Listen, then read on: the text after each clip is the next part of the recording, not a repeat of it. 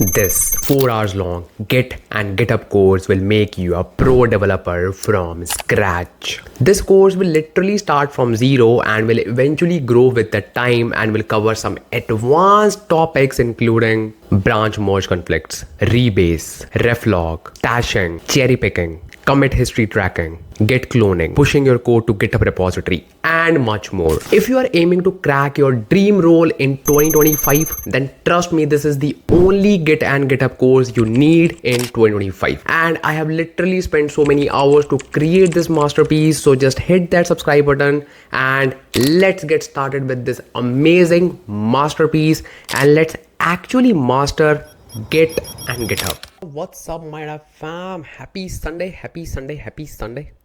This video is very special. Why? Bro, the reason is just in front of your eyes. Git and GitHub from zero to pro. So I know you are a developer. I know you are actually trying really hard to crack your dream roles in 2025. So do you know what is that particular thing that is independent of your skill set area, that is independent of your experience? It is called Git. Why? Because obviously if company is looking to hire someone, obviously the person will be working in the, you can say, collaborative area, or you can say in the collaboration zone where there will be so many developers. If you are so well versed with your skill set area, it's fine. If you do not know Git, how you will collaborate with your teammates? That's where very few people outshine in the interviews.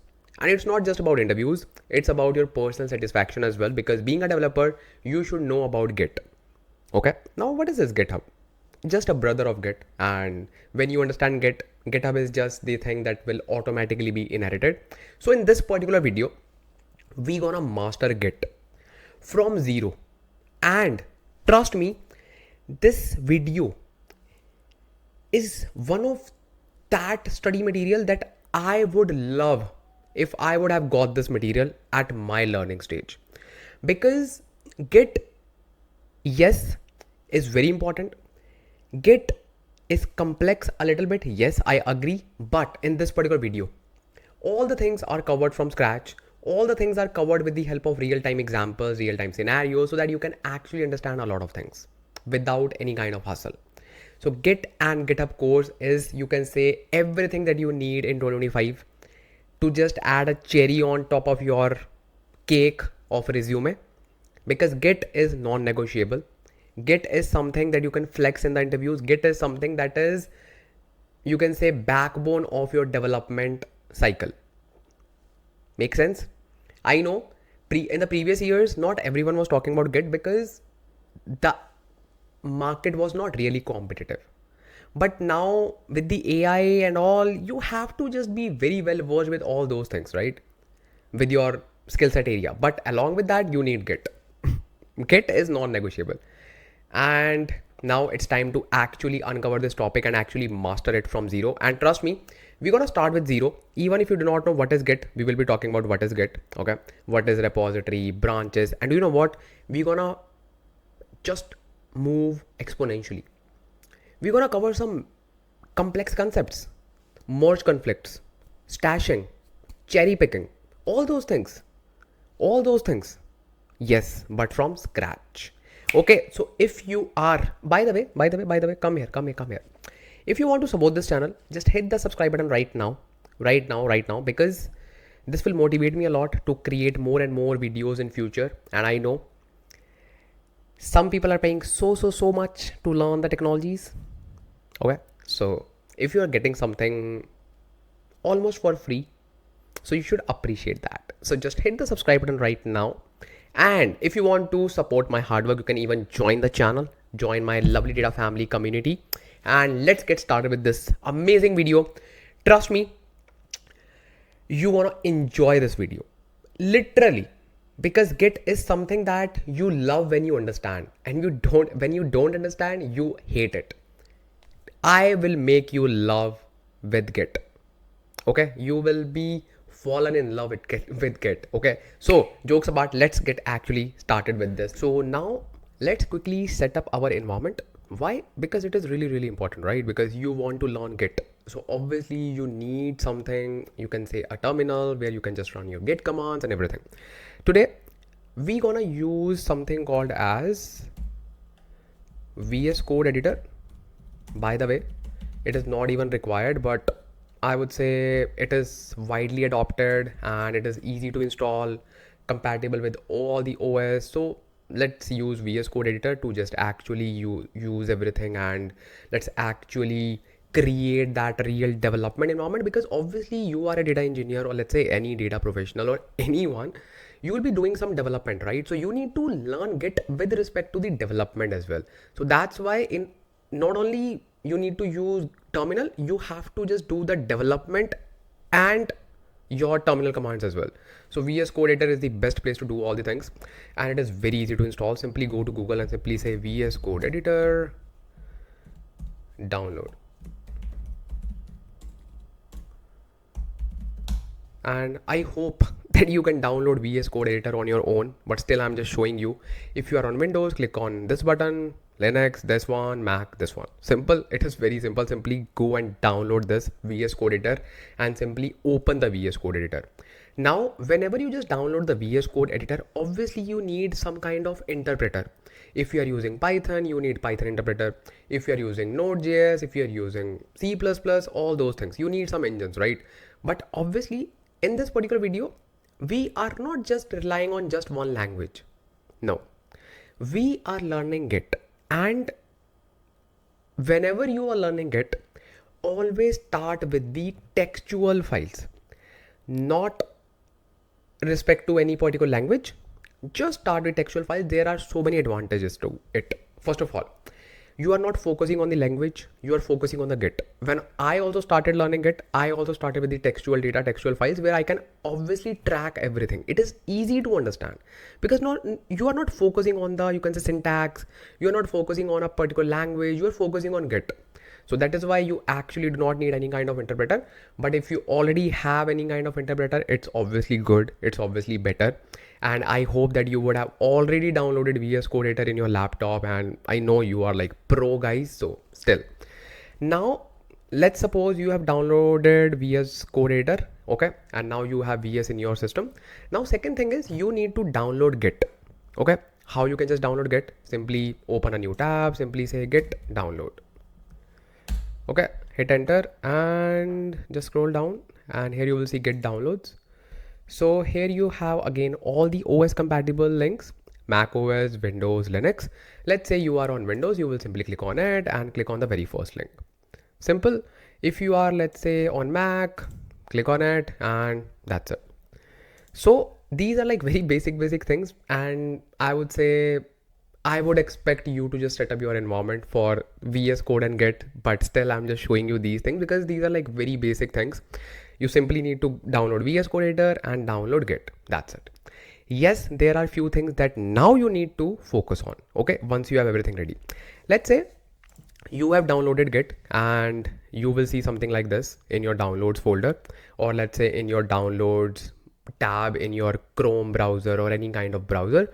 So when you just double click on it, or let's say you want to install it basically, so here it will just give you some suggestions and you need to actually follow that. Okay, simply click on next. Okay, then this page is important. Here you will see that they have added something called as Git Bash profile to Windows terminal.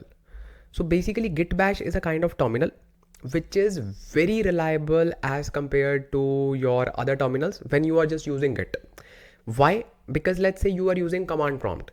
So command prompt is not actually very good to perform Git commands. Like obviously all the Git commands will be working fine, but let's say you want to use ls just to see all the things within the folder. So those commands do not run, right? Yes, PowerShell is good. That's why I asked you to download the VS Code Editor. We will be using PowerShell as well, but I can just show you Git Bash as well, because Git Bash is like ideal terminal to run Git commands. Okay, especially for Windows, not for like Mac OS. If you are a Mac OS, you can use, I think, Carp or anything, but we will be sticking with the VS Code Editor. That's it. These are some fancy tools that you should know, but not actually very important. Okay, but still I would just ask you to tick on this box. Okay, and then you can also add additional icons on the desktop if you want. Okay, then click on next. Then this is also important. In your case, it will be selected as this one. Let's say VS Codium or something like that. So it would be, it would not be this one, which is Visual Studio Code. Make sure that you select this one. Use Visual Studio Code as Git's default editor, because by default it will not pick VS Code editor for your default code editor. It uses something like, let me show you some weird name, Vim. It uses Vim, but you do not need to use Vim. You need to use Visual Studio Code as Git's default editor. Why it is useful, I will just show you, because when you just, let's say, forget adding some messages to your commits, it creates a mess. Okay, what are commits? We don't know. We will just discuss it later. Okay, then click on next. Then all the things are fine. Now you can simply say next, and install. It will simply, in my case, it is saying removing previous Git version, because for you, I am reinstalling Git. In my laptop, I already have Git, but I wanted to show you everything because these things are important. So now it will automatically download Git, plus it will also download the Git bash as well. Okay, we do not need to worry about Git bash, so don't worry at all. Okay, and we will be using our VS Code editor. That's perfect for us. And by the way, you can also integrate Git bash terminal in your VS Code editor as well. I will show you that as well. But I personally use PowerShell. Okay, but it's up to you. If you like bright colors, you can obviously use that. So it is saying launch Git bash. So I will simply click on this. So we are not going to discuss much about Git bash. So you can simply go and just check the UI, and it's not actually worth it. Trust me. I know like a lot of people will say, hey, it is very good. It is very good. It is fine. Okay, it's fine. We will be just using VS Code editor. That's the best thing, because the thing is, in the terminal, you cannot even use your files. So whenever you're doing development, you need to just do all those things, right? So you can just click on that particular, you can say launch Git bash, and you will be able to see that particular dark screen and all those commands and all. But I will just ask you to just stick with VS Code editor. Okay. So now let's quickly actually use VS Code editor. Okay, so now the VS Code editor that you have downloaded just now, simply open that. And before that, I will ask you just create a folder like this. I have created anshlambacollab Git, because in this particular folder, we will be doing all the things. Make sense? So simply create this kind of folder, and that's it. So wow, this is my VS Code editor. Okay, and now I hope that it will be almost the same in your case as well. Some UI things can be changed. Maybe this section is here or blah, blah, blah, but most of the things are same. So first of all, what you need to do, first thing, go to file, click on open folder, and then just pick this folder that you have just created, which is empty. Click on select folder. That's it. So this is your folder. As you can see, anshlambacollab Git. In your case, it will be someone like XYZ Git or anything. And if I click on this, it is empty. See, I do not have anything, nothing. Okay, makes sense. So now you are all set to start working with Git. Really? Yes. So this was just like, you can say, a kind of installation process, or you can say you just set up your environment. Make sense? Okay, very good.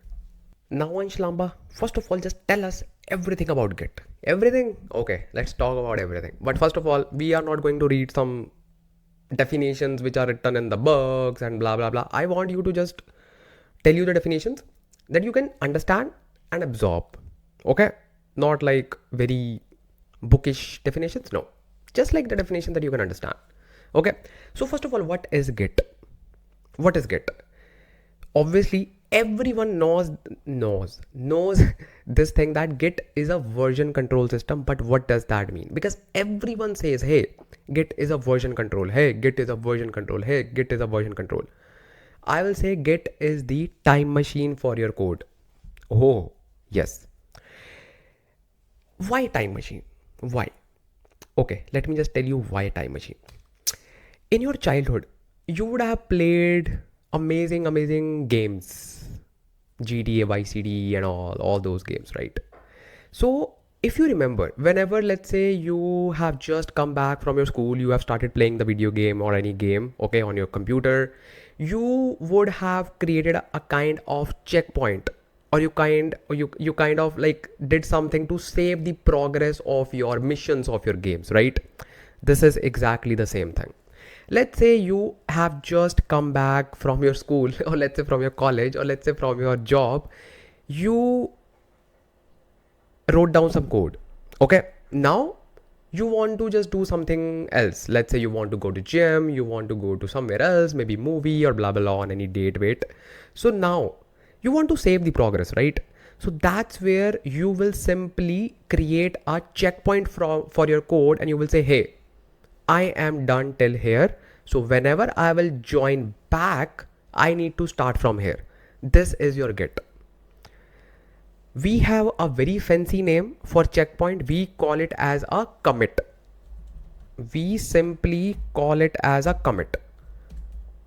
I will simply say, hey, today I wrote down this code and I want to commit this progress. I will simply say, hey, just create a commit. That's it. So from tomorrow, I can start from this particular code and I will create a new commit. Makes sense? Because I want to just save more things. Or let's say due to any reason, next day, that means on the third day, okay, on the third day, you just got to know that whatever you did on the second day was actually wrong. Really? Maybe you actually did something wonders with your code. So now you want to go back to the previous commit. Can you do that? Yes. That's why I call it as a time machine for your code. You can simply go back to this particular commit as well. So now this commit will be nullified. That's how you can just time travel.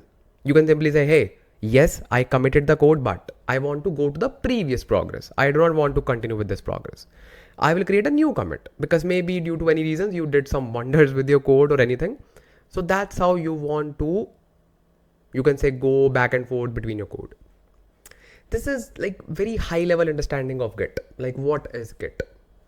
Fun fact. Let's talk about a fun fact. Git, I know, I would say every new developer in any domain, software engineering, data engineering, analytics, AI, everywhere, most of the people are familiar with Git.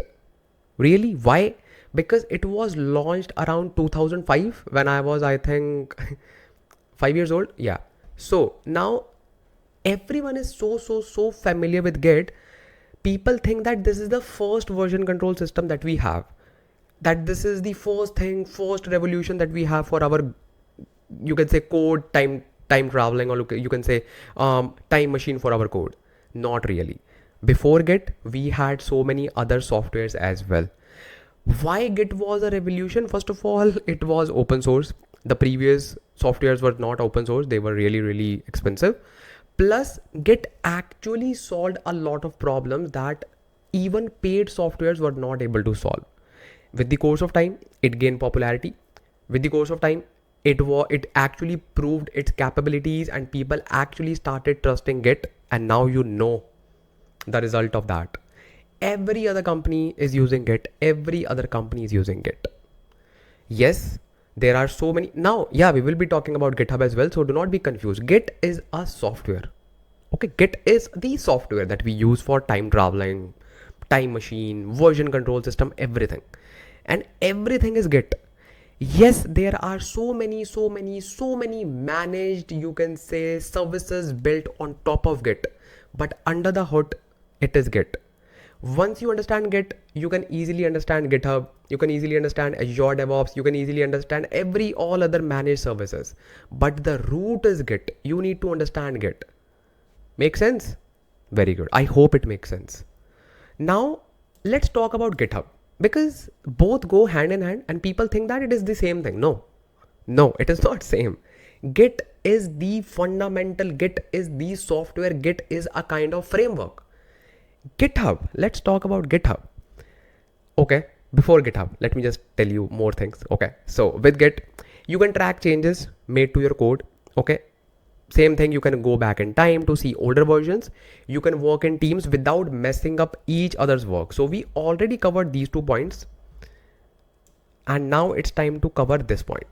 By the way, why I wrote these points, so that you can just take notes, okay? Because it is very important whenever you're just learning this kind of framework. Notes are very, very important, okay? So just take notes. Let's discuss the third point. You can work in teams without messing up each other's work. What does it mean? So basically, obviously you will not be the only developer in your team. Let's try to understand it with the same example. Let's say you are playing a video game or anything. In those days, you were the only, you can say, player in your system. But obviously with the course of time, now we play in the squads. Now we just play in a group, right? Let's say you are not playing, but some other team member is playing and still continuing with the game. He can make the checkpoints. He can make the progress. He can just save those commits. Isn't it? He can, she can, right? So same thing in Git as well. Even if, let's say, you are not making any progress for your project, but your other team members can make the progress without messing up each other's work. That means you will work in an isolated environment. The other person will be working in an isolated environment. What are these things? Obviously, you need to just hold on your emotions. We will be just covering that in detail. Okay, so don't worry at all. So now let's understand what is GitHub. Basically, Git is a software. GitHub is a managed platform to host your Git repositories online. Because obviously, when you are just starting with Git, you will be developing your repository. What is a repository? We will be talking about repositories as well. Don't worry. This is just a word for now. You can simply say it is a very fancy name, but actual meaning is very simple. Just, you can say, replace this word with a folder. Okay. GitHub is a platform to host your Git folders online. Let's say you have developed a project, very good project. Now you want to host it somewhere. Obviously, you cannot host it on your local machine. Obviously, you can. Then you need to just keep your machine up and running all the time. Okay. And you would just need to create some API calls, a kind of application from where anyone can use, you can say, create or make an API call to fetch data. There will be like so many things, right? But GitHub is the platform. GitHub is the platform where you can host your repo, a folder, a kind of your project work. Why? Other can also contribute to that particular project because it is public. Okay, it is private as well, but it is hosted somewhere. Make sense? It is not just on your local machine now. It is hosted somewhere on the internet. Now people can actually access it. If it is public, anyone can access it. If it is private, obviously the authorized people can access it. That's how people, or you can say teams, actually collaborate in the big organization. Not even like big organizations, any organization where you have more than one developer. So that's how they collaborate for any kind of project. Make sense? Very good. So Git is the tool you use on your local computer. GitHub is where you store and share your Git projects on the cloud. You can collaborate with others, review code, track issues, etc. Simple, very, very simple. First, you need to master Git. Then only you will be able to understand GitHub. Yes, they both go hand in hand, and I know you will be very, very excited and you will be having so many questions related to GitHub. While learning Git, I would say just hold on your emotions and just try to, you can say, tell yourself, hey, your questions will be answered very soon. But I know, because when I was also learning Git, I was like, hey, how we can just do this thing in GitHub? Hey, how we can just do that thing in GitHub? I know. So don't need to worry. All the questions will be answered in this course. I know that. Okay. So just trust me. So now we have just used a word called repository a lot of time. Let's see what is that repository.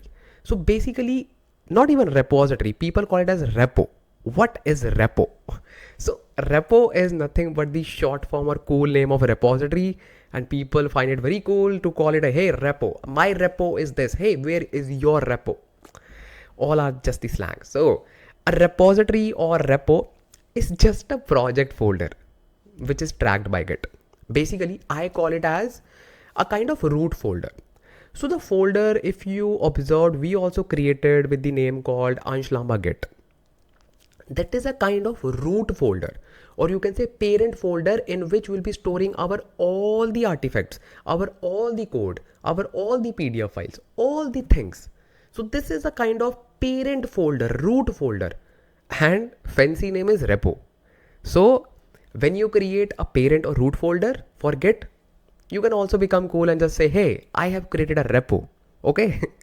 So that's how you can just communicate in the world of Git. Folder is renamed to repo and all those things. Okay. Basically, what does it contain? It contains your code, documentation, and history of the changes, obviously, because this is a Git repo. It's not just a normal repo. It's not just a normal folder. It's folder plus magic of Git. That's how it becomes repo, repository. Make sense? Yes.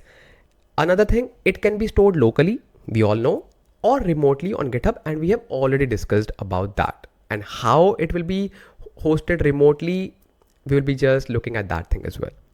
These are, you can say, your core understanding of Git even before starting Git.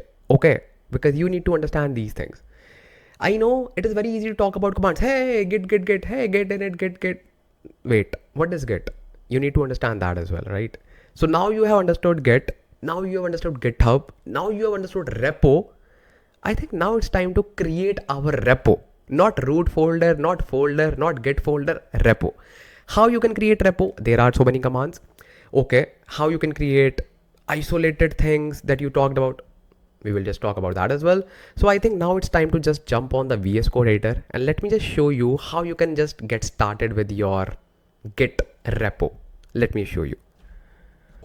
First of all, just open your VS Code editor and that's it. And this is the home page. If you are using Mac or if you are using any other operating system, UI can be just, you can say 1% different. Maybe this particular area will come at the top or anywhere, but 99% of the UI should be exactly the same. So that is not a problem. Okay. So first of all, even before starting anything, a common question can be asked like, hey Ansh, do we need any kind of special extensions that are required for this course? I would say 0 extensions are required, but there is one very useful extension which will help you to visualize your progress that you are making for your repository, for your commits, for all the checkpoints. And the extension name is, go to settings and go to extensions. It's called Git Graph. I have already downloaded it, but still you can just search Git Graph. And this is the one. Just click on it and then just say install. I have already installed it, so it's fine. There are so many Git history, blah, blah, blah. But I personally love this one, Git Graph. So this is the folder that we have opened. And as you can see, it is totally empty. See, nothing is there. But yes, we will be just using this particular folder as our, you can say, root directory, or you can say as our repository. As our what? Repository. Now you have some idea what is a repository. It's just a fancy name for our, you can say, root folder or parent folder where we track all the things. Make sense? Okay, very good. So basically this folder, which is called anshlambacollab, is not actually a repository for now. Really? Yeah, is not actually a repo. No. Why? Because the thing is, you have not actually initiated, or you can say converted, this normal folder into a repository. Make sense? So this is just a directory for now. Directory is another famous name for folder. So this is just a folder. This is just a directory, not a repository. We can confirm it from so many ways, but a very quick way is simply click on this source control. Okay, this is the embedded version of source control in VS Code. Click on it and you will see the folder currently open doesn't have any Git repository. That means it is just a directory. That's it. You can initiate it. You can initialize it. Yes, but we do not need to use it from this particular UI. I will just help you learn the Git command. So do not worry about that. Okay. So simple. That was the thing that I wanted to discuss. Like, this is not your repository. Now you have to make it or convert it into a repository. Make sense? But hold on, you need to just do a lot of stuff. Okay. First of all, as we know that we have also downloaded Git Bash. Okay. We will not be using Git Bash. We will be using PowerShell. PowerShell is good enough. Okay. So how you can just open the terminal, click on these 3 dots and go to terminal and click on new terminal. there is a quick, you can say, shortcut that you can use, Control Shift plus backtick. What is backtick? This key is available just above to the tab button. Okay, click on this, you will see this terminal, and it is currently pointing to C drive, and within that I have folder anshlambacollab. Simple, you can say, location. That's why I love it. By default, VS Code opens your terminal in PS, which is PowerShell. In some operating system, it can open command CMD command prompt. In some, it can directly open Git Bash, but you can anytime change it. Click on this drop down and you will see Git Bash, PowerShell, command prompt, JavaScript debug terminal. So I personally prefer PowerShell, and for this particular course as well, we will be using PowerShell. Makes sense, because PowerShell is compatible with OS, like all the OS, Windows, everything. Plus, command prompt is not very good when you want to learn Git, because there are so many commands that are not compatible with command prompt. Not the Git commands, but the commands which are very frequently used with Git, such as ls, if you want to see the content within the folder. So there are like so many things. Let's say you want to use touch command. So there are like so many those Linux commands that are not compatible with command prompt. Okay, simple, very good. So currently, I will simply run one command, which is called git status. That's it. This is the common command that you have to run every time whenever you are, you can say, working on the existing repository or a new one. Being a good developer, you should run this command as the first command. Okay, let's hit enter. And you will see a message. It will say not a Git repository or any of the parent directories, then .git. That means this is confirmed that this particular folder, this particular directory is not actually a Git repository. That is for sure. Perfect. Very good. Now you will say, Ansh, how we can create a Git repository? How we can just convert this folder into a Git repository? Steps are very simple, and I will not even call them as steps. I will just call it as a step. It is just like one step. Very small command, but even before that, you need to do only and only one small thing, which is this particular thing. Git config, okay, dash, or you can say hyphen, or you can say minus. There are so many names, but this is the command that you will be running. Git config space dash global, okay, then space user.email, okay, then double quotes, yes, double quotes, user.email. I think you need to add space, exactly, okay, double quotes, put your email ID. Let's say you will be putting XYZ or ABC @gmail.com. This can be your email ID, obviously. Okay. Then double quote, closed. Simple. Hit enter. Hit enter. Ansh, hit enter. Why I would hit enter? Because I have already configured this file with my email ID. Okay. Now you need to also create this config file. What is this config file? Just tell me that. Basically, this is the, you can say, email ID that will be used with all your commits, so that other people would know, hey, this commit was done by this person. And this particular email ID will also be used when we'll be just pushing our code to remote repository. What is a remote repository? You do not need to know for now, okay? But you can just imagine, like, it is really required and it is a good practice, okay? And quick question. Do we need to do for all the future repositories? Let's say you are practicing in your local machine, so every time you need to do this? No. That is why I have used global keyword. So this particular email ID will be saved in your global, you can say, system, and every time you'll be working on any new repository, let's say in D drive, E drive, anywhere, it will be automatically picked up. Make sense? Okay. This is the first command. Okay, once you hit enter, you need to write second command that I am just going to write. It's called git config, okay, then again global, and this time you will say user dot name, okay, then double quotes. You can just put your name, let's say XYZ, and double quotes closed, and hit enter. You just need to run these two commands because these two commands will be actually saved in your global system. Make sense?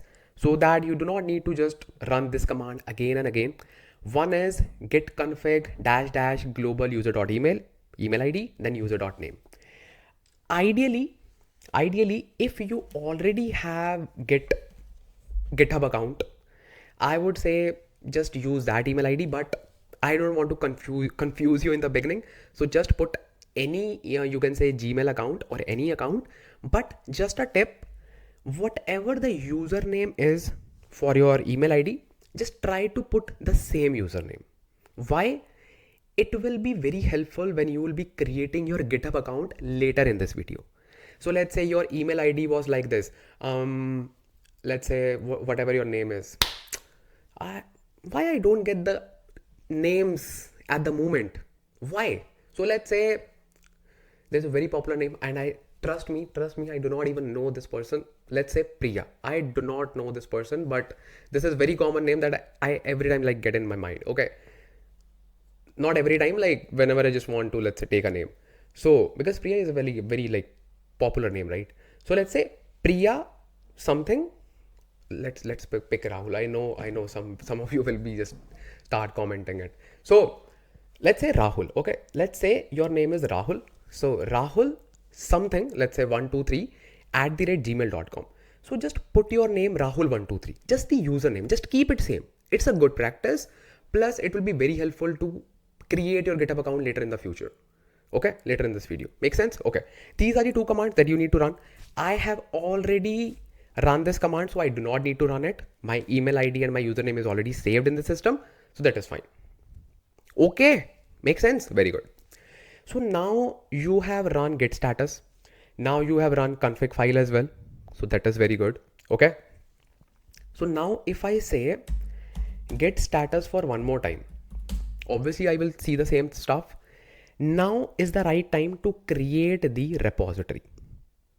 Make sense? Or you can say initiate or initialize a repository. I will run git init. Yes, this is the only command that you need to run. This is the only command that is required to initialize a repository. Hit enter. You will see something happening. Yes, I see two stuff. Okay. I don't know if you observed it. I see one .git folder here.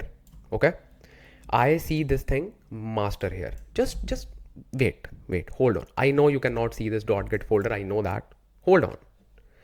So just look at my screen, right? Just look at my screen. So this is .git folder. So this is the folder that is created. Wow. This is the pure indication that your GitHub repository is initialized. You want to confirm it? Let me just show you. I will simply say git status. It is saying on branch master, no commits yet, obviously. And it is saying nothing to commit. Create copy files and use git add to track, blah, blah, blah. Just shut up because we are not focusing on you, bro. So in short, GitHub repository is created because .git folder is there. What is .git folder? We will be just talking about this in detail. Don't worry. And master branch is created. What is master branch? Don't need to worry. We'll be just talking about this as well. But Ansh Lamba, enough is enough. Just tell us why we do not see this .git folder. Basically, .git folder is the backbone of your GitHub repository. Okay, then why you are not able to see your backbone? So .git is a kind of hidden folder. Okay, then why you are able to see this? Because I have the superpowers. Not really. I have enabled .git, or you can say I have actually removed .git extension from the list of the excluded folders. Ansh Lamba, we also want to do that. I know. Click on settings. Okay, then go to command palette and just type preferences. Okay, then colon, then write open settings something. I think it is, yeah, open settings UI. Okay, click on this and let me just collapse it. So just scroll down a little, then you will see exclude. Okay, in my case, I do not have that .git extension. Why? Because I simply clicked on this close, or you can say remove button. You can also click on this remove button. The moment you will do it for .git, you will be able to see this. Simple, makes sense. Now, Obviously, I know you will say, hey, .git is there, let's try to explore it. You will click on this drop down and you will just start messing up with this. I know, but it is not recommended to touch this. And we should also not use this particular thing if we just want to have a check on our progress, nothing. We should use git commands, okay? Yes, this is very useful head that I'll be just using a little, but not much in detail, because I don't want you to just messing up with your .git, because .git is the backbone of all the versions, or you can say all the checkpoints that you will be creating in your code. Make sense? So you should also do that. Like you should not also do that. Like do not touch this folder. Okay. But yeah, you should know about this thing. And yeah, that's it. That is like very basics and very, you can say, fundamental knowledge that you have right now, and you have successfully created .git, and you can obviously see that everything is there, that you are on this branch, on branch master and everything. Make sense? So now if I say git graph, if I go to this source control now, I'll be seeing something like this. Do not click on publish branch for now, hold on. But yes, there's a button that you need to click, which is this particular icon. This is the icon that is there for your extension that you downloaded, that is called git graph. If I click on this, I will see, wow, there are no commits in the repository. Obviously, you will see a beautiful graph, not for now because you do not have any kind of commits. Okay. So it will be saying retry dismiss. We will simply say, hey, dismiss for now, but we'll be using this graph frequently. Okay. Very good. Now, very important stuff. And why it is so important? Now you'll be saying we are on master branch. Okay. I'm not saying this. Who is saying this? Who? If I say git status, it says I am on branch master. Okay. There's a command in git which says, or you can say which tells you about all the branches available in your repository. Okay. What is that command? It's called git branch. If this command is responsible to tell you all the branches in your repository, which branch it should return now? Very simple question. The answer is master branch. Okay, let me hit this branch. I will see nothing. Oh, why and what exactly happened? So the thing is, I said git branch. That means I want to see all the branches in my repository. I just have one branch, which is master. Why I didn't see this branch? Because this branch is there. Yes, for sure. But this branch is not actually registered. Okay. So do we need to register the branch? Yes. Just for the initial commit. That means Git will not recognize your branch if it does not have any commit. So in order to register a branch, it should have at least one commit. And that is why in most of the code bases, you see something called as initial commit. Make sense? In most of the code bases, initial commit. What is that initial commit? Initial commit is to register the master branch, or you can say main branch. No one actually talks about this, but this is really important. Okay, initial commit. Okay, so what I will do, I will simply create a commit. What can be the commit? Commit can be any progress. Let's say I want to add a file. Let's say I want to edit a file. Let's say I want to do anything. Okay, so how I can just do that? There are so many ways. I can simply click on this outside the empty canvas. I can simply click on this plus sign because I want to create a new file. Okay, let's create a new file. I will simply say, and again I'm repeating, in this particular Git course, we will be learning Git. So we are creating, modifying, deleting, merging everything with the text files. Not with Python files, not with SQL files, not with your PySpark files. Why? Because you are focusing on Git. I do not want you to feel distracted with the code. No, you are actually learning Git. Once you understand Git, once you understand the concept, you can just apply it in Python, SQL, JavaScript, C++, HTML, CSS. I don't care. Because you need to first master Git, right? I do not need to show you, hey, this is my Python code, hey, this is my C++ code. No, this is just a file, and Git is the exactly same for all the files. It doesn't care if you are just tracking your Python file. It doesn't care if you are tracking your SQL files. It will not give you some more privilege. No, it is just a file for Git. That's it. That's it. Okay. So let's create a file, and I will simply say initial file. By the way, initial file is not a very good practice. Usually, whenever you want to create, you can say initial commit, we create a file called readme. Okay, readme.md. What is .md? MD is the extension for markdown, which is for, let's say, introduction of this particular repository. Okay, hit enter. So that means you have created this file and you see something happened. It says you. That means you have actually created this file, and this file is not tracked. That means untracked. Untracked, obviously, we'll be just talking about these things. Don't worry. But first, we are just registering this particular branch. We will be running two commands, add and commit, but we will not be discussing about that command for now. We will simply run it. That's it. Because once our branch is registered, then only we can start the conversation. Okay. So for now, we'll be running two commands, add and commit, and just run it. Do not ask any question for now. Okay. Just hold your emotions for just few minutes. So this file is created. Okay. And this file was created using master branch, as you can see, because we do not have any kind of other branch, right? So what I will do now, I want to create a commit. Basically, I want to say, hey, this is my initial commit. I will simply say git add and then dot, git add and space and then dot, hit enter. Makes sense? Then I will say git commit. Okay. And then I will add message -m, then space. I will say initial commit, then hit enter. That's it. That's it. What are these two commands?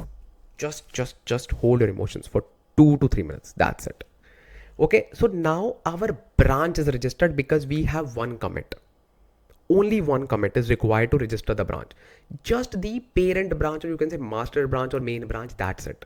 You do not need to do this practice for all the branches. No, because your parent is registered, right? Okay. Now if I run git branch, what should I see? Master. And that's exactly what I'm seeing. See, master.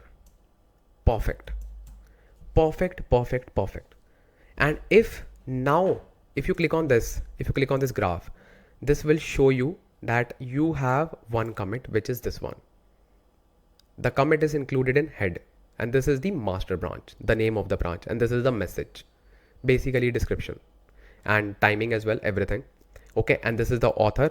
I have set the, you can say, author with the same name that I have for my GitHub repository, because obviously I told you that it helps a lot whenever you want to push something, right?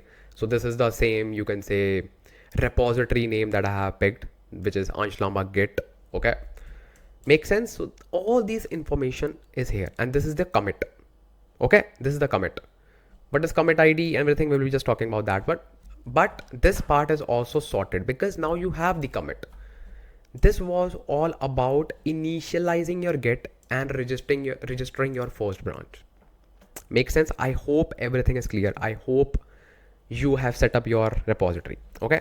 Let me just click on these files, and don't worry, we'll be just actively working on graphs. So that Git graph. That's why I didn't close this. Okay. So this is the first, you can say, file that you have just done it. Okay. And what is in the file? Nothing. It's an empty file, right? So now let's talk about the building blocks of Git, and let's talk about this .git, and let's talk about this add, commit, everything. Let's talk about it in detail. Let's do. So now, first of all, let's talk about .git. I would say, in short, .git is the brain, or you can say the backbone, or is the major part of your Git repository. Why? It is also called as a database. Why database? Because it keeps a track of all the versions, all the history, all the commits, all the checkpoints, all the progress, everything. So everything you are doing in a repository, obviously you want to achieve version control so that you can just time travel between the versions. I would say you are actually able to do it with the help of .git. Without .git, it is just a folder, it is just a normal directory, but with .git, it becomes repository, it becomes repo. You can actually perform time traveling, you can actually perform version control, everything. .git is the brain. .git is a kind of database that you get with your folder. And that is why this is the first thing that you get whenever you perform git init command in the terminal. This is the first thing that it creates.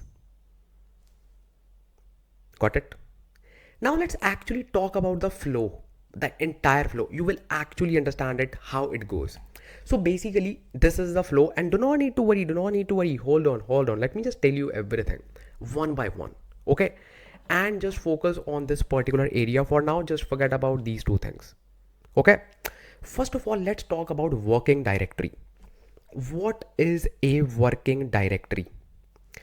Working directory is a kind of, you can say, folder, is a kind of directory, is a kind of area where you create files, you modify files, you do your development. Yes. Okay.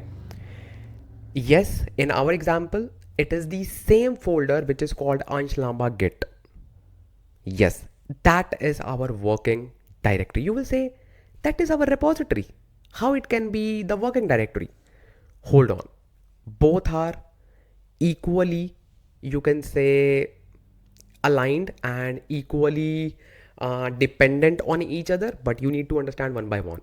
It is a little confusing, but once you understand the flow, the things will be very easy. So the thing is, yes, we have a .git folder within that particular folder which is called anshlambacollab. Okay, but what is a working directory and how working directory is actually different from repository? Let me just tell you. For now, let's say you created one file, you created second file, you created third file. Python file, SQL file, C++ file, any file. Okay. You created these three files in the working directory. Okay. In the working directory. In this case, it is anshlambacollab folder. Okay. Why it is called that you created these three files in the working directory and not in the repository?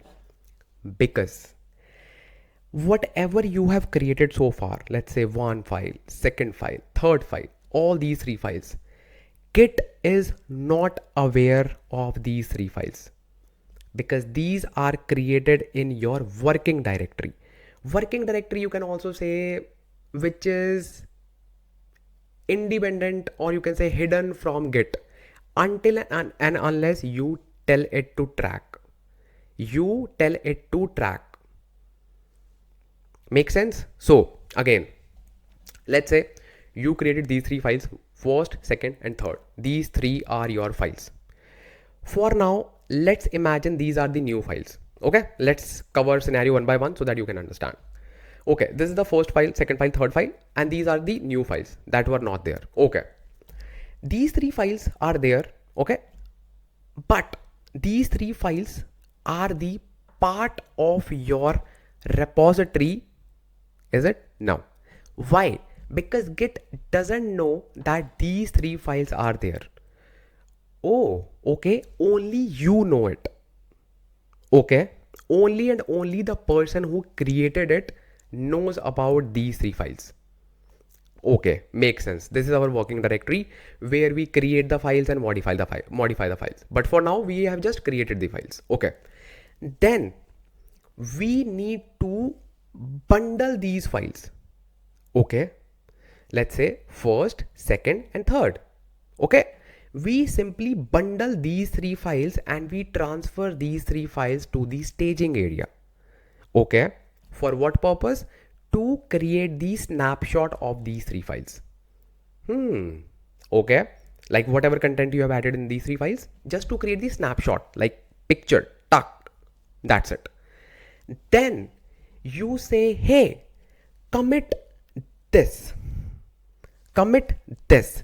Then it goes to the repository and it creates a commit of this snapshot that it has taken at the moment when you said, hey, I want to add these files in the snapshot, or you can say staging area. Make sense? So far so good. Now this is the first iteration. Now let's say you modified all the 3 files.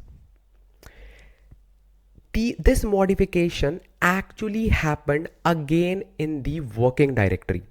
Why? Because Git is not aware of any of the changes that you have made in your files. Oh, okay. These 3 files, like these 3 files, let's say you added one more line of code in all these 3 files. Let's say, I know these are being tracked by Git now, but changes are hidden. It actually doesn't know what you have written. Nothing. Because it has only stored this commit. Make sense? Now, obviously you have written one more line of code. Let's say you have written one more line of Python code, one more line of SQL code. Now you will say, hey, just add these 3 files in the staging area again so that you can make another commit, and this commit will again go to the repository. Make sense? Make sense? So now how many commits you have made? 2. And all this information is stored in the database called .git. It is called .git. Okay. I was also confused in the initial days when I was learning Git. Hey, what is working directory? Hey, what is repository? Both are the same folders. The thing is, whenever you make changes and those changes are not staged, that means those changes are in the working directory. Only you are aware of those changes. Then you add those changes in the staging area, which is the snapshot area, where you say, hey, just take the snapshot of my this particular version, or you can say this particular state of my files. Then you say, are you done? Then just commit this particular snapshot. Just commit this particular snapshot. So what is the purpose of this? Just snapshots? Actually, yes. You can relate, or you can use a very popular analogy that is very popular in the industry. So let's say you want to copy 3 files from any folder of your local system. Okay, let's say from your file explorer. How you will do it? You will say, hey, I will simply select the 3 files and I will say Control C and Control V. Exactly. So now selecting those 3 files is the staging step. You are selecting which files you need to commit. You are selecting these 3 files. Yes, you have an option to select all the files. Yes, you can select the files selectively. Yes. Then you say, hey, just bundle these 3 files. Say Control C, Control V, and here Control C and Control V is replaced by this repository, where you simply say, hey, just create a commit for this particular snapshot, for this particular state of the files. That's it. That is it. That is the entire flow. I hope it is clear. Okay. And this is really, you can say, real building blocks of Git that you need to understand. Okay. So now let's talk about something very similar and not similar, which is very much aligned with this particular understanding. And if you have understood this flow, you can understand the forthcoming concept very easily. It's called file states. Okay. So there are basically 3 different kinds of file states. Okay. One is untracked. The second one is staged. And then we have committed. So whenever we create new files, and we have already seen this as well, we see a mark of U. U means untracked. That means, let's say you created this new file. you created this new file, and I'm talking about new files, not the existing files, new file or folder, anything. Okay, so you created these 3 new files, so you will see a mark of U. That means these 3 files are just the part of working directory right now, but not actually being tracked by Git. Then you say, hey, add these 3 files in the staging area, then commit this 1, 2, 3. Very good.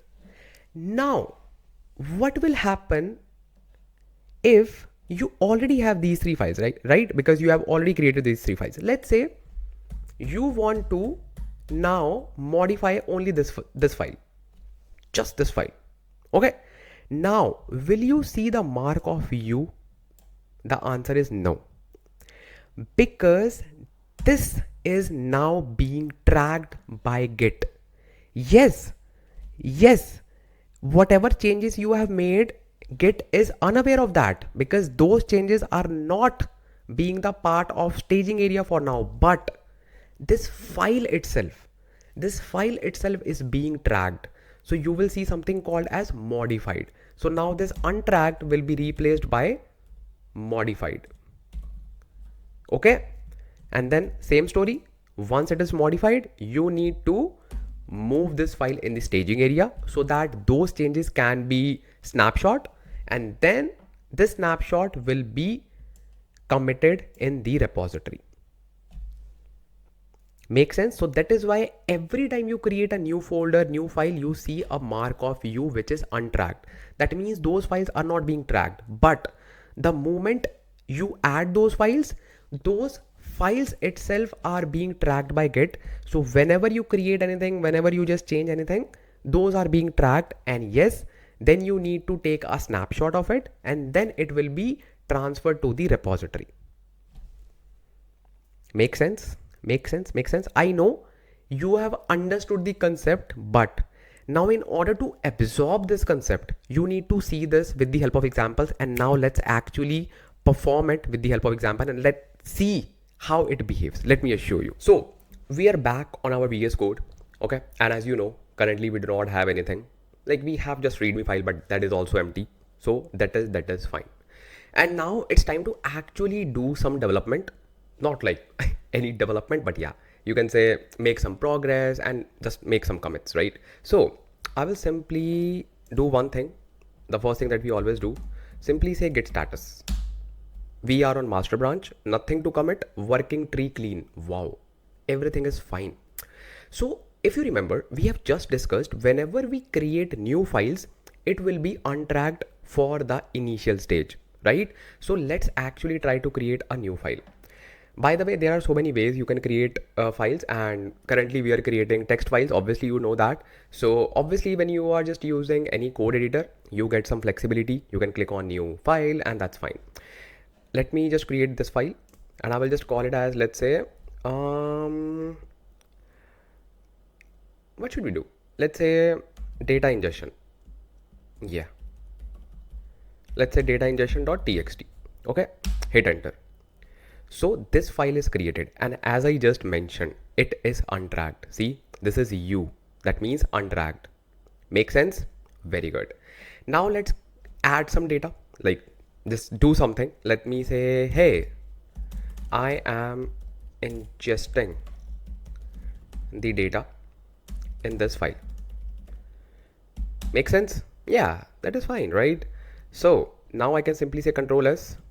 Okay, just to save the information, this one. Okay, now it is saved. As you can see, the dot is removed. Okay, so this is one file. Let's say I want to create another file. Okay, so how you can just create another file using terminal. So there's a command called echo. So you can say echo, and this is not a git command, by the way. This is just like a normal terminal command. So just to create a file. Okay, because you will see these commands when people directly use terminal, so you should know about these. So let's say this is another, or let's say this is another data ingestion file. Okay, this is the message that I want to write, and I want to write in the file called as, let's say, data ingest. Make sense? Hit enter, and as you can see, another file is created. And what is the content? This is the content. This is another data ingestion file. Data ingestion, data ingest. These are two files, right? So these are currently untracked. If you just say git status, you will see, hey, I have identified that you have these two files, but I am not tracking it. Why? Because these are untracked files. How does it know that these are two new files? Because .git is sitting there and it is keeping an eye, but it is not actually tracking it. It is just giving us some hints. Hey, you created some files. Do you want to track it? If yes, just group these files and just create a snapshot, or just take a snapshot and then just commit it. Make sense? Very good. So now, if I want to take a snapshot, or basically if I want to, let's say, move these files in the staging area, how I can just do that? So it is very simple. I will simply say git add. So this is the command called git add, and then I need to just type the file name, whatever I want to put. So let's say you created this file, data ingest.txt. Okay, you created this file as well, data ingestion.txt, but you just want to add this file in the staging area and you want to commit it, and you do not want to do anything with this file. Make sense? Make sense? Make sense? Make sense? Okay. So how you can just do that? In that scenario, you will simply say git add data ingestion.txt. Okay. Hit enter. Nothing will happen. Obviously, it added your file in the data staging area, or you can say staging area, but it will not show anything. Okay. So if I now say git status, you will see, hey, there's a new file and I have taken the snapshot, but there is still one file that is untracked, and we know that. Okay. And we do not want to track it for now. Okay. Makes sense. So now, as you can see that this file is added in the staging area. Make sense? Let me just clear it just so that it can move upwards. Okay. So this file is added in the staging area. Make sense? Now you want to create a commit, right? That's why you added that file in the staging area. Make sense? So how you can just create a commit? It is very simple. Simply say git commit. This is the command. Then you have to write a message. It's not like you have to write a message. That is why you're writing a message. No, it is a good practice, because whenever you are committing anything, if you are learning, you will say, hey, just type anything, blah, blah, blah. No, but when you're actually developing anything, and if you want to just look at all the commits, each commit will tell you something that, hey, this commit was made and this was the message. This is the description. So that is a good practice. You can simply say -m and then space, then write your message. Let's say or you can say data, or you can say ingest data. So now here's the thing that I also learned more recently, like not like recently, but yeah. So the thing is, whenever it is a kind of good practice, or you can say that these are the things that you learn when you actually do a lot of things with Git. Whenever you need to write a message, okay, any commit message, it is always recommended to write the message in the simple present tense. That means you are giving a command, a kind of command to Git. This is the thing that I also learned like more recently. I used to write like something like this, in data ingested. That means I was creating a kind of checkpoint, and I was telling, hey, I did this. But usually we should tell Git that, hey, do this task for me. It should be in the simple present tense. There's no hard and set rule. You can even write anything, but I have realized that when you use these kinds of things, it actually makes your tracking more easy. So if I'm learning something new, it's my duty to share it with you as well, so that more and more people can be benefited from this thing. So I'll simply say, hey, ingest data. So you should treat Git like this, ingest data. Okay. Now I'll simply hit enter, and boom. So this has created one commit, and you can see master ingest data. This is the message. One file changed, one insertion. Okay. Create mode. This is data ingestion.txt. If I say git status, but I will see only one file now, data ingest, which is untracked. Okay. Now I will show you something. If you go here in the graph, or you can even click on Git graph here in the bottom, and this is your graph, or you can go here and click on this icon. So let's see what do we have in the Git graph. So this is the Git graph, and as you can see that in our Git graph, let me just close this. So this is the file. So this has moved by one commit. So this was the initial commit that we created, and now my master branch, this is the master branch, right? And we just have one branch for now. Don't worry, we will be just talking about branches as well in detail. And this is the commit that we have made, and this is the message, ingest data. Yes, messages should be in brief, like 2 to 3 to 4, 5 maximum words.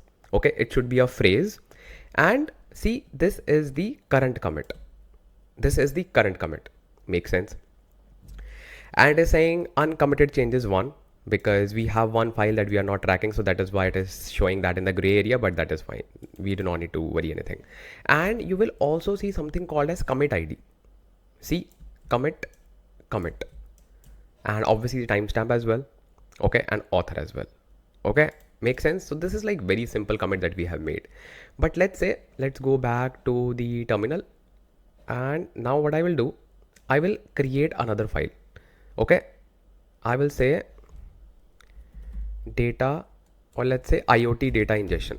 Let's say I'm ingesting another data, IoT data ingestion. Okay, .txt. Let's say I am ingesting another data, and this is also untracked. Okay, and here I'll write I am ingesting real-time data. Okay, I saved this file. Now if I say git status, I will see 2 files are untracked. So now what I can do, I will simply, if now I want to create a snapshot for both the files, now I'm ready. Okay, so I will simply say git add, and then file name is data ingest.txt, and then space, then IoT data ingestion.txt. Make sense?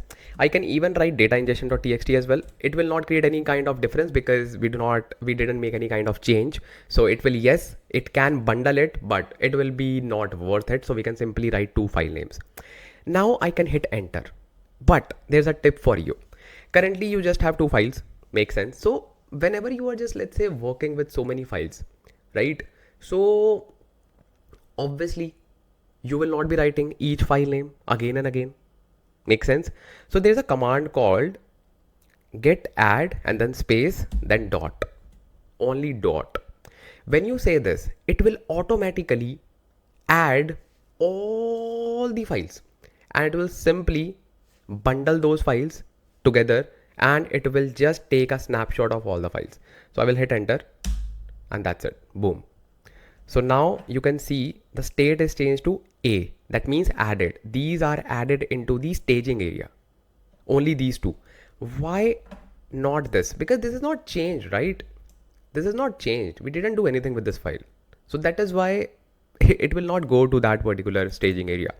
But yes, if you have made any changes in data ingestion.txt as well, then it will be automatically added. But for now, it is like exactly the same, right?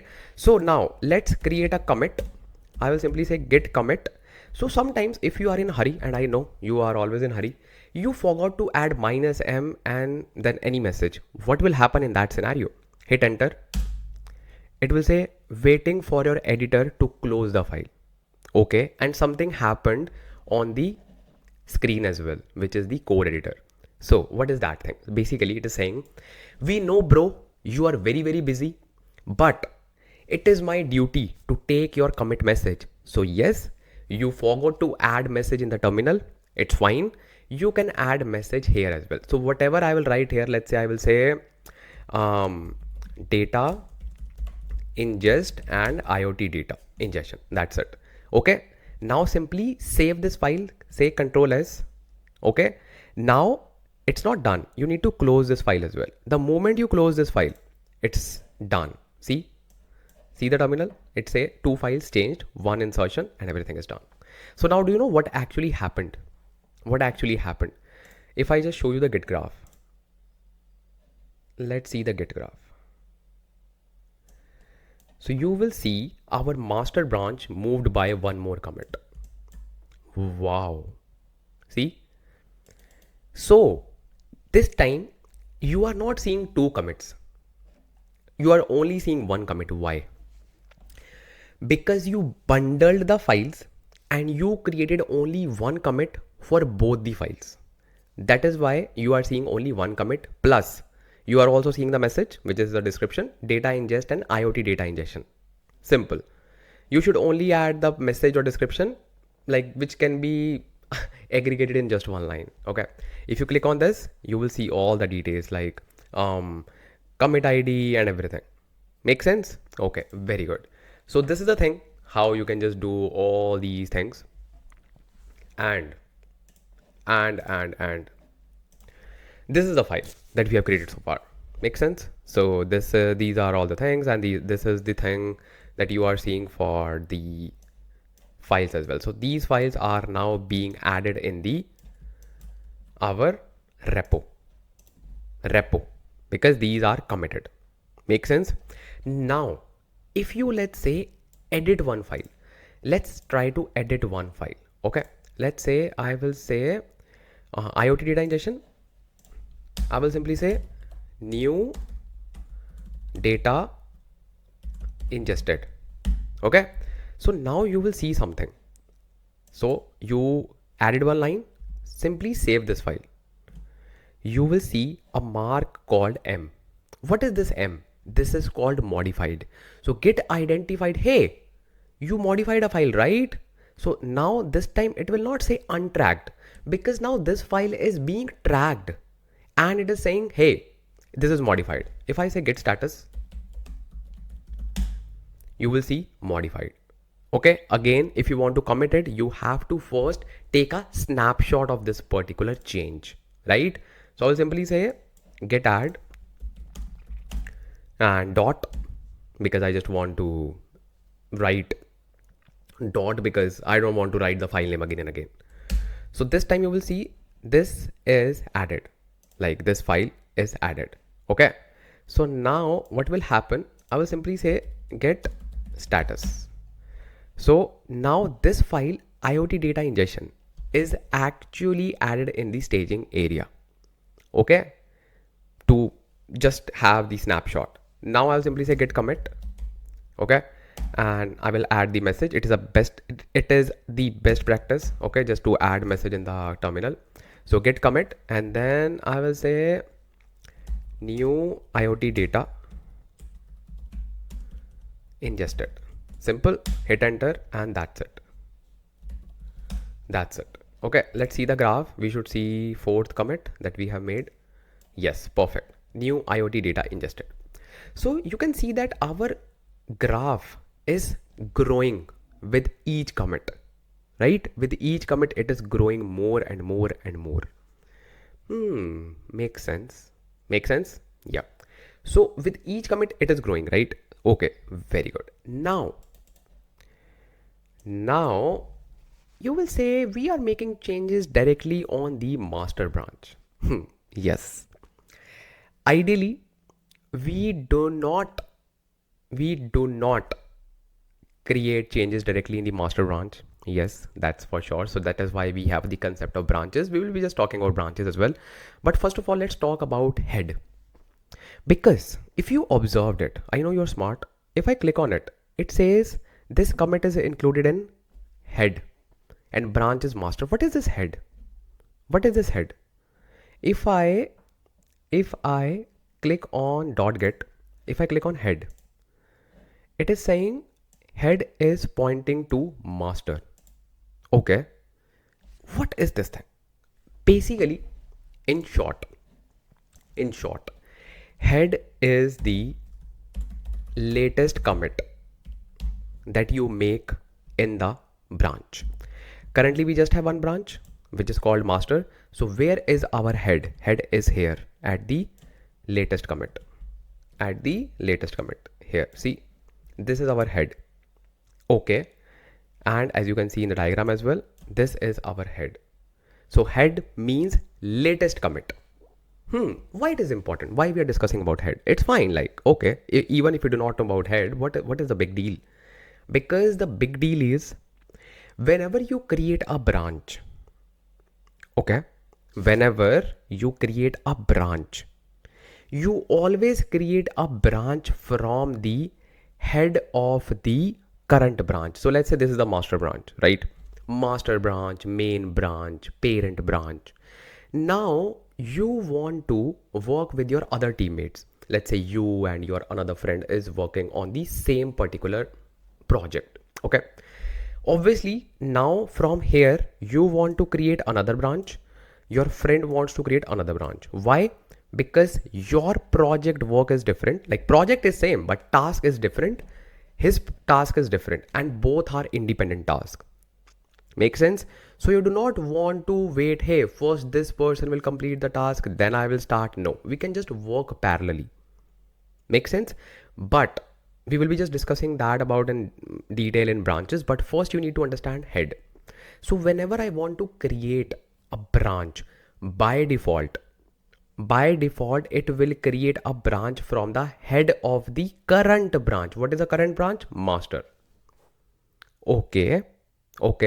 So every time you will create a branch, it will be created from here. Yes, there are options which will allow you to create a branch, let's say from this commit, if you explicitly want to do that, but that will be like a rare scenario. But by default, it will be created from the head of the branch. Head means latest commit. Understood? I think this is very simple, but this is very important as well. Okay. Very good. So now let's talk about the branches in detail and how you can create branches. Okay, let's talk about it. Before talking about branches and everything, let's cover this small topic as well. What is logs? What is a log? If you are in IT industry, okay, so you would understand this word, but every person would have a different meaning for it. For me, I would say log is basically a kind of details, or you can say a kind of information, or you can say a kind of metadata, or you can say anything. Like logs are something from which you get some more information, or let's say you are performing something. Logs are the tracking information, like they are actually storing all the information what you are actually doing. It is actually keeping an eye of everything. Okay. But I know that in our case, .git is keeping an eye on everything, but obviously it is also storing like all those information somewhere. Okay. And if we want to look at that information, we will simply go to the log section. Okay. Again, we will not be looking at .git folder because it is not recommended. So what are those git commands that we can use to have a look in our commits and everything? Let me just show you. It is very easy. Very small thing, but it is very important because whenever you want to time travel, you have to first dive deeper in the log section. Let's see. So we are here back on our VS Code editor. Okay. So what we will do, we will simply run first of all git status. That is the first thing that you should run. So you are on master branch. Very good. Now you want to see the logs. So I will simply say git log, not logs, just log. Hit enter. And these are all the you can say history that you have made so far. Okay. So, and don't worry, this is just a pseudo email ID that I have put, so do not be like, hey. So, because obviously you need to just assign one email ID, right? So that is why I just gave this email ID. So here you will see a lot of things. So let's start from here. It is saying ingest data. This is the first commit that we have made, and you will always read from bottom to down. Okay. So it is saying, hey, this was the commit, and it is saying ingest data. Makes sense. Yes, this is true. Then it says, hey, ingest and IoT data. Okay, makes sense. Then it says, hey, new IoT data ingested. Okay. So every information is here along with message, along with commit ID. This is the long commit hash ID which we have. Makes sense. So for now, we just had like 3 commits. That is why it is very easy to read it. Okay. But it is not recommended to use this command. Yes, you can use it. I'm not denying that fact, but there is a better command of it. So I will simply say,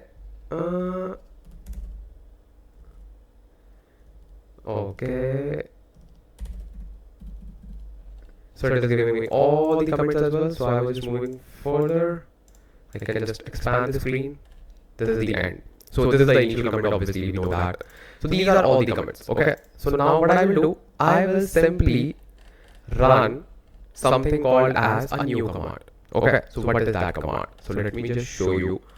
If I go to PowerShell, let me say Git Log, and this time I will add one more thing, one line, and before one line I need to add dash dash and then one line. Now if I hit enter, it is, oh, I wrote online.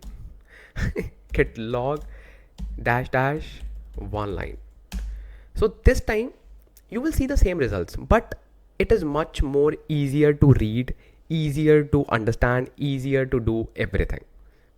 That makes sense, because see, just see the difference. These are all the commits. Will you read it? See, will you read it? That doesn't make any sense, right? That doesn't make any sense. So that is why git log dash dash one line is actually very useful. You will say, Ansh, Lamba, why it is not giving us the full long commit ID? It is not required. These first 6 to 7 digits are fine to actually uniquely identify any kind of commit that you have made. Okay. So that is why we do not need the full commit ID. Yes, we'll be working with commit IDs a lot, so you will understand, hey, that is actually not required. You can simply use these first 6 to 7 digits, that is fine. And you can just see initial commit and then ingest data, data ingest and IoT data, and this is the latest commit. And what I told you, the latest commit is also known as head. Okay, this is the head of the current branch, which is the master, obviously, and this is the head. It is pointing to this particular commit. Make sense? Make sense? So this is the history, or you can say log, that we have for our branch. Make sense? This was a small thing, but it is very, very, very important. Okay. So now, what is that thing that will actually make you an outlier when you are developing projects? What is that particular thing that will actually tell you that, hey, you are not just learning Git commands. You are not just, you can say, using Git commands without any understanding. This area will actually tell you that, hey, you are actually understanding the Git. Okay, what is that thing? It is called Gitignore. Let's talk about Gitignore in detail. So basically, just tell me one thing. You created your Git repository. Okay, that is fine. You created your Git repo. This is your Git repository, this Git folder. It's called Anshlambacollab Git. This is created. Okay. Even before starting this, let's say you have multiple folders. Let's say you have Anshlambacollab Git in the C drive. You do not have Anshlambacollab Git. Let's say you have XYZ Git. Okay. Let me talk about myself. Let's say I have Anshlambacollab Git. Okay. I want to track it. You already know we can say Git init and we will be tracking it. In the C drive, obviously, there will be so many folders, right? If I want to create a different tracking, so I will be initializing Git in the individual folder so that my Git repo is independently tracked in those folders. That is common sense. Okay, fine. Sometimes you do not want to track all the C drive folders or all the folders, so you do not want to initialize Git in all the folders. Makes sense. That is also fine. That is also common sense. But what if I say you initialized Git repo in this particular folder called Anshlambacollab Git, and now within this parent root folder, which is also called repo, now within this folder, you do not want to track a few files. How you can just do that? You will say, Anshlambacollab, that is not possible, because we know that whenever we create any files, those will be going to staging area and blah, blah, blah, blah, blah. So it is possible. So let me just tell you what's that and what is the real life example, because I want you to understand with the help of real time example. This is a folder and this is your project. Okay. Obviously you are ingesting data. you are ingesting IoT data, you are doing a lot of things. Obviously, you will be having something called as API secrets. Whenever you want to ingest data, you need to use API secrets. Let's create a file. It's called API secrets.txt. Okay, this is the API secrets.txt file. I will say API Ansh equals this thing. Let's say this value. Okay, let's say another API Lamba equals this. Okay, make sense? So this is a kind of API. I simply saved this file. Obviously, it is untracked for now. Make sense? Very good. I want to create another file. It's called .env file. What is .env file? If you are not familiar with .env file, we create .env file to create the environment variables for our API keys. Okay, let's say I want to create an API for ingestion. API, let's say key. It's just like your API key, right? So I'll simply say this thing. What? API key equals. Oh man. This thing. Perfect. So this is API key. Okay. So this is a kind of environment variable. If you are not familiar with an environment variable, it's fine because it is a kind of programming language term in which we, let's say this is the variable. We just create the environment variable for this particular variable. That's it. How we do that? It's in Python. We simply use it. Let's say something called as .env. Okay. .env module. And we simply import load.env. Okay. And once we load this, we simply run this function load.env this. So when you just run these things, yeah, like this.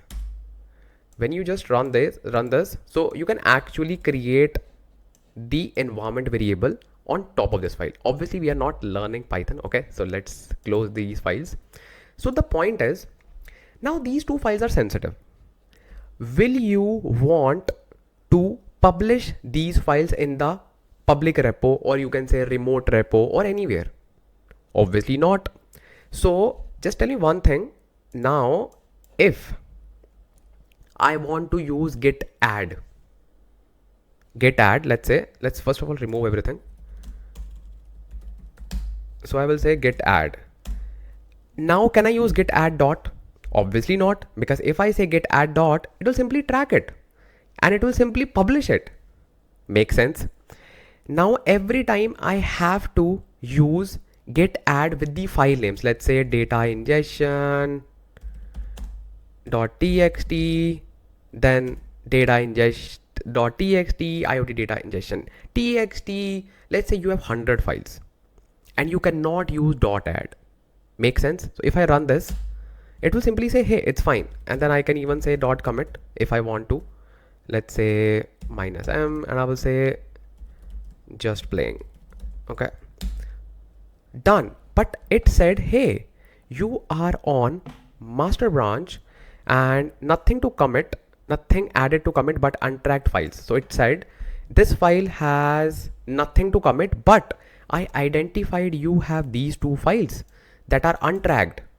Bro, we do not want to track those files because those have sensitive data. So every time you will run something like this, let's say git status, you will every time see this message, and this is very, very irritating. So, and it's not just about irritating. Maybe by mistake you can run git add dot by mistake. Maybe you are running hundreds of commands. One command can hit git add dot and it is very risky to publish these things. Okay, so what we do, what is the workaround for that? So there is a file that we want to create in this parent repository. Remember, it is very important.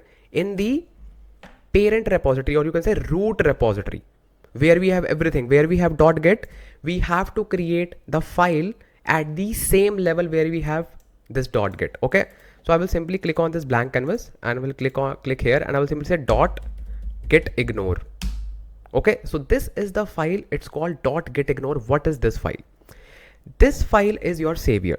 It will say, bro, just tell me about all those files that you want to ignore, I will ignore those files. I will help you ignore those files. I will say, oh really? Okay. Then I will simply add .env, hit enter, and then I will say API secrets.txt. Perfect. And I will save this file. I will say, hey, I want to just get rid of these two files. I want to save information. I want to modify these files, but do not make these files the part of repository. Please, please, please, please. It will say, bro, work done.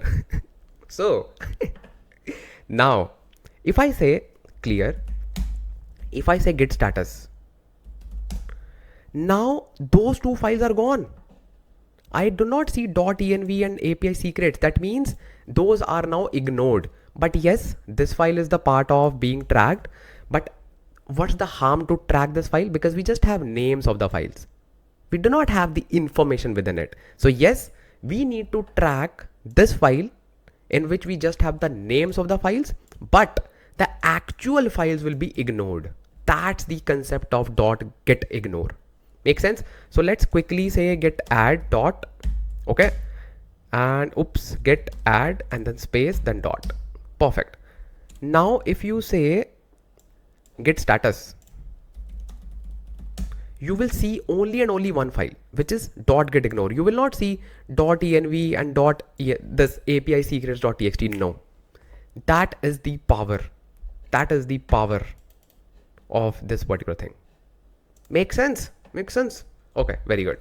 So now if I say git commit, okay, -m, and then I will say gitignore file, okay, hit enter. Perfect. Now if I see git graph, and before git graph, now you are well versed with git log. So let's see git log -one line. Perfect. Now what you are seeing, initial commit, ingest data ingest and IoT data ingestion, new IoT data ingested, and this gitignore file. Make sense? Make sense? Make sense? Make sense? So that's how you work. And where is your head pointing right now? At the gitignore file. So now you do not need to track the files that you do not want. And this is the git graph, by the way, if you want to see. And this is the latest commit. This is the head. That is all about your gitignore and all these things. So you will ask me one more thing. Let's say you want to ignore the entire folder. Can you do that? Yes, you can. Let's say you created one folder. It's called maybe bronze. Okay. Okay. This is the bronze folder. And within this, okay, one interesting fact, it is very important, very, very, very important. Okay, so this is the folder, right?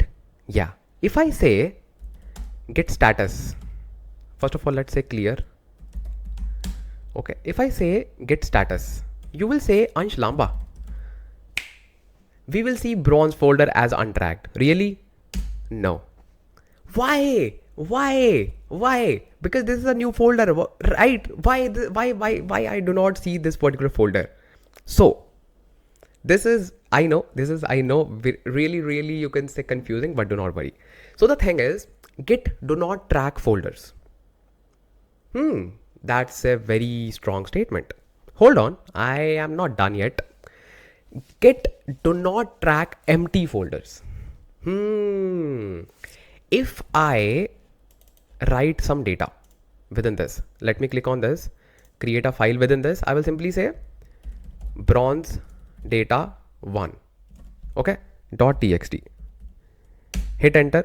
Now you will see U and you will see a dot here. Oh, now if I say git status, now you will say, hey, this bronze folder is not tracked, just include it. But when we didn't have that particular file, when this folder was empty, it didn't say, hey, you have some untracked things, because Git actually do not care about empty folders. Okay, makes sense. So first of all, I will simply say clear, and let's try to ignore this folder, because I do not want to track this folder, because this is just the data and we do not want to track the data, right? We just want to track our code, not the actual data. I will simply say go to Gitignore and simply write bronze and then slash, then save it. Okay, now see, this thing is gone.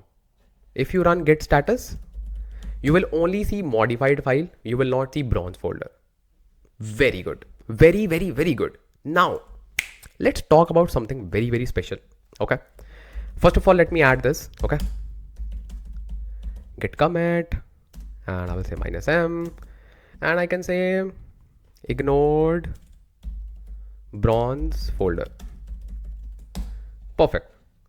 And we can see git graph. Perfect.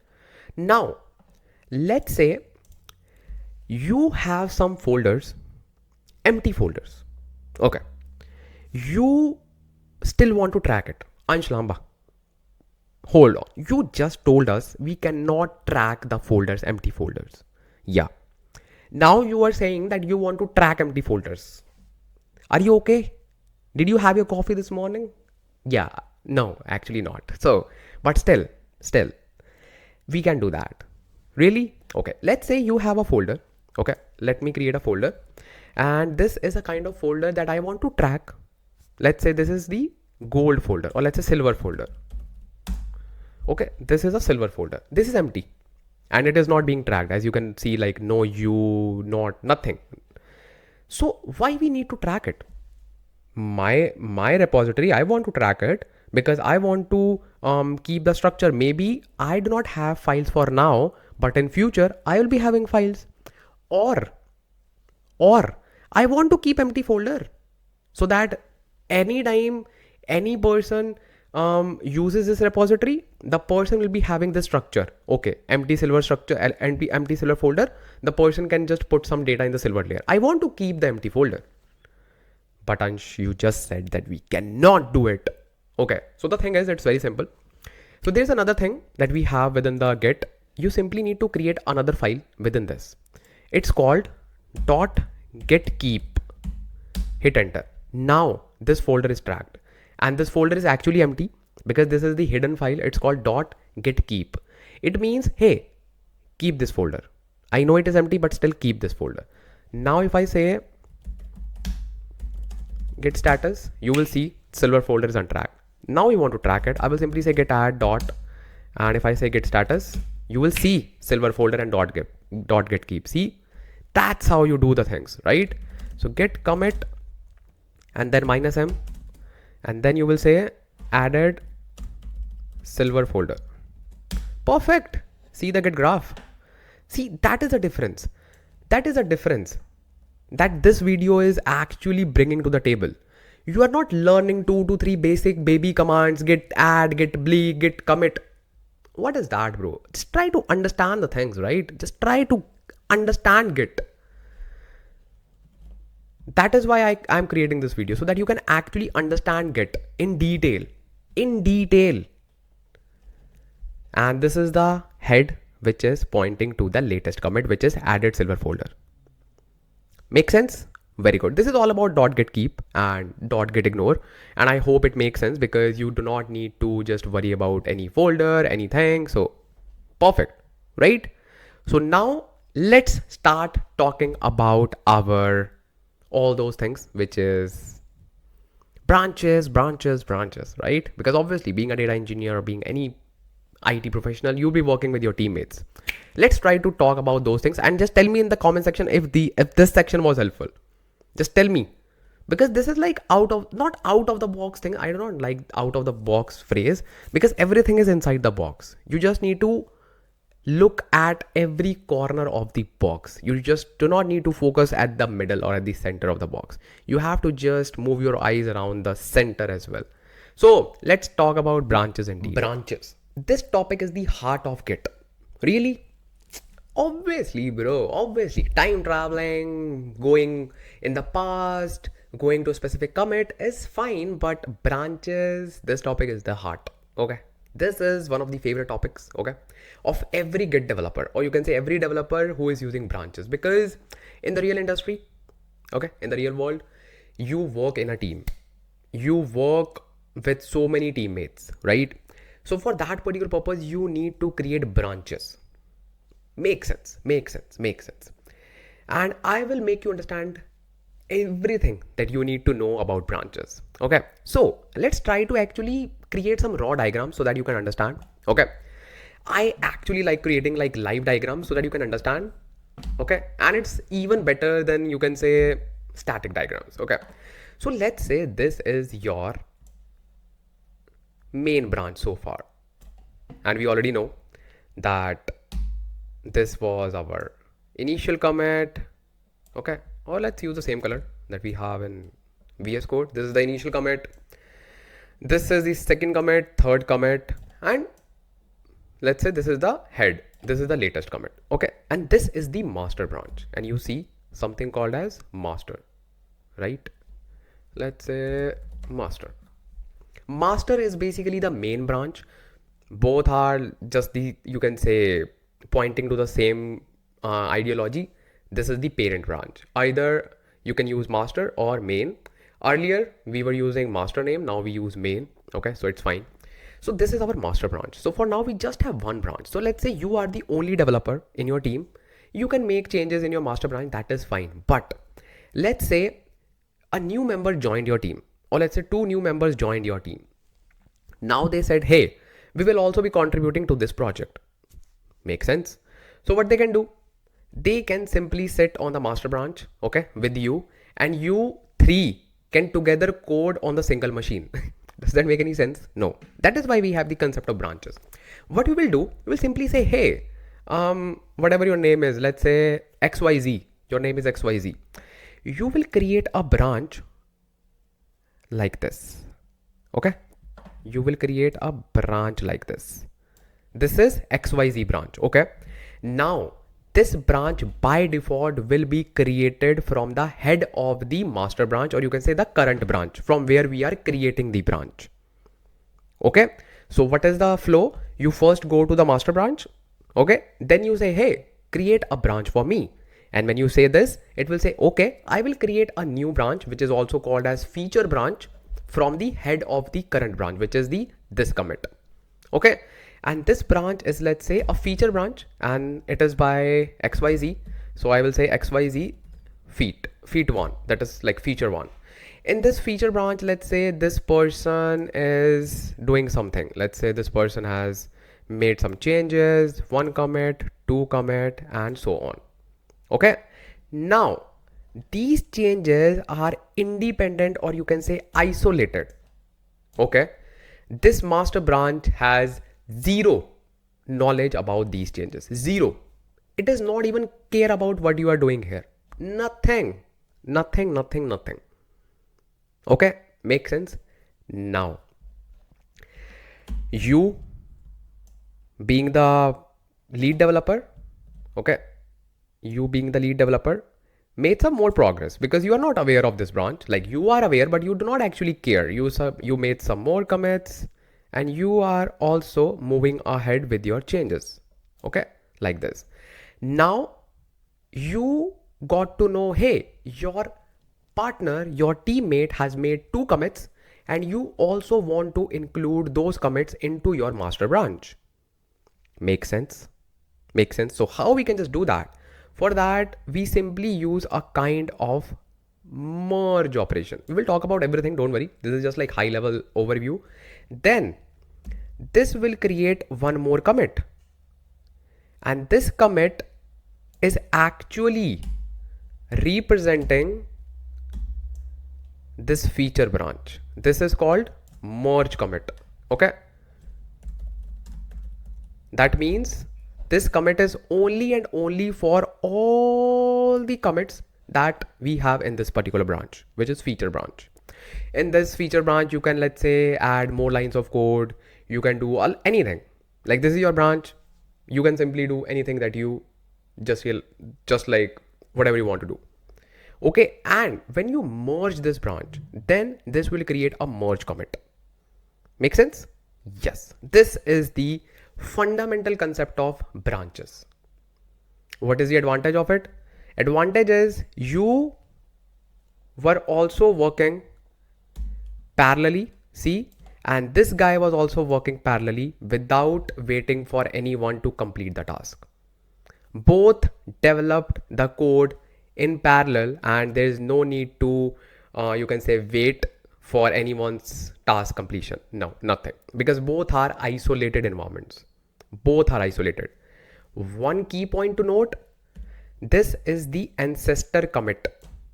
See, from this commit, this made some progress, and from this commit, this is created.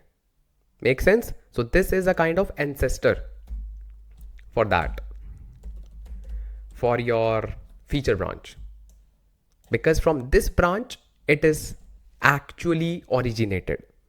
Make sense? And when we say, hey, just create a branch from this, so obviously this is common sense that all these comments will be inherited here. That is why this is the ancestor. Okay, so in short, all the previous things will also be going in this feature branch, and then you can just do a lot of things, whatever you want to do. This is the fundamental concept of branches. Now you can just replicate this particular understanding with so many branches. Let's say there is another branch, another branch, another branch, and so many branches, right? That's how you work in branches. Make sense? Make sense? Okay, now it's time to actually see with the help of examples. And yes, branches start very easily, okay? Or you can say get started very easily, but when you work more and more with branches, you see errors. And let me just tell you, more errors you see while working in branches, more proficient you will become in Git. This is my, you can say, statement that you can just note anywhere. If you are not facing any errors, you are not actually learning Git. Git is strongly aligned towards errors, towards failures, towards, you can say, big failures, big code based failures. Yes, that's how you learn Git. It is what it is. You have to break something in order to learn Git. This is the core statement that you can just note anywhere. Trust me. Yes, you break something, but in order to fix it, you learn a lot of things. Very common scenario, it is called merge conflict. We'll be talking about it, don't worry. But merge conflict is something that can be very easy to sort and very difficult to sort. That depends upon how many branches you have, how many commits you have. So you can easily get started with branches, but I would say gain the fundamental knowledge, gain the fundamental understanding, then practice it in every project and face errors. More errors you will be facing, more proficient you will become in Git. Trust me. Try to do a lot of things, try to change a lot of things, try to, you can say, initiate a lot of things and just see what happens. Because there's no like hard and set rule, hey, this is the formula, you need to apply this and this will happen. No. Okay, so let's try to gain knowledge in branches as much as we can. And then, as I just said, practice more about branches. That's it. That's the core formula of learning like Git in detail, and especially branches. Okay, let's see in VS Code and let's actually try to make some progress in parallel and let's see what happens. Okay, let's see. So we are here. Okay, and let me just close all the unnecessary tabs. And perfect. So what we are trying to do now, we are first of all trying to see all those things, okay, which are related to branches. Okay, make sense? Okay, very good. So now, first of all, let me just say clear, and this branch is already familiar to you, or you can say because you're already working on it, which is called master branch. And we can also list all the branches, as you know. If I say git branch, so this is the, you can say, command that is used to list all the branches. Okay, so for now it will say master, that is for sure. Okay, very good. Now just listen to me carefully because this is really important. Now we want to create a feature branch, and in this feature branch we will create a new file, either new file or we will modify the existing file. Make sense? Okay, so in order to create a feature branch on top of this master branch, your first task is to go to the master branch. Okay, you will say, Ansh, Lamba, we are already on the master branch. I know that, but still you need to do this task because currently you have just one branch, but in future you will be having lots of branches. So it's a good practice to adapt that particular trait. Okay, so how I can just move to a specific branch. There's a command called git switch. Okay, then you will say master. Okay, hit enter. It will say already on master. Makes sense. It was just for the confirmation. Okay, now git switch is the new branch, or you can say new branch command that we are using after 2019. 2019? Yeah. So earlier people were using this command, git checkout and then master. See, both will do the same task, not exactly the same task, because let me just tell you the difference. Git checkout is actually built to perform lots of tasks. It's not just used to switch the branch. With git checkout, you can create a new branch. With git checkout, you can switch to a different branch. With git checkout, you can just modify the files. With git checkout, you can do a lot of things. So this is a kind of heavy duty command. But after 2019, or you can say in 2019, Git developers actually felt, hey, we should focus on a command that is only and only feasible for switching and creating branches. It makes sense. So that is why they created something called as git and then switch. Simple. What this branch will do, as the name suggests, it will switch to a specific branch. Simple. So as you can see, we have done that. Now, if I want to create a new branch, okay, so earlier we were writing this code. Let's say git checkout. Okay, git checkout. So first of all, you will go to the branch as I just mentioned. Okay, so this is the branch master. First, you will land on the master because by default, it will create the feature branch from the head of the current branch. So this way, you are double confirming that, hey, I want to create a feature branch on top of the master branch.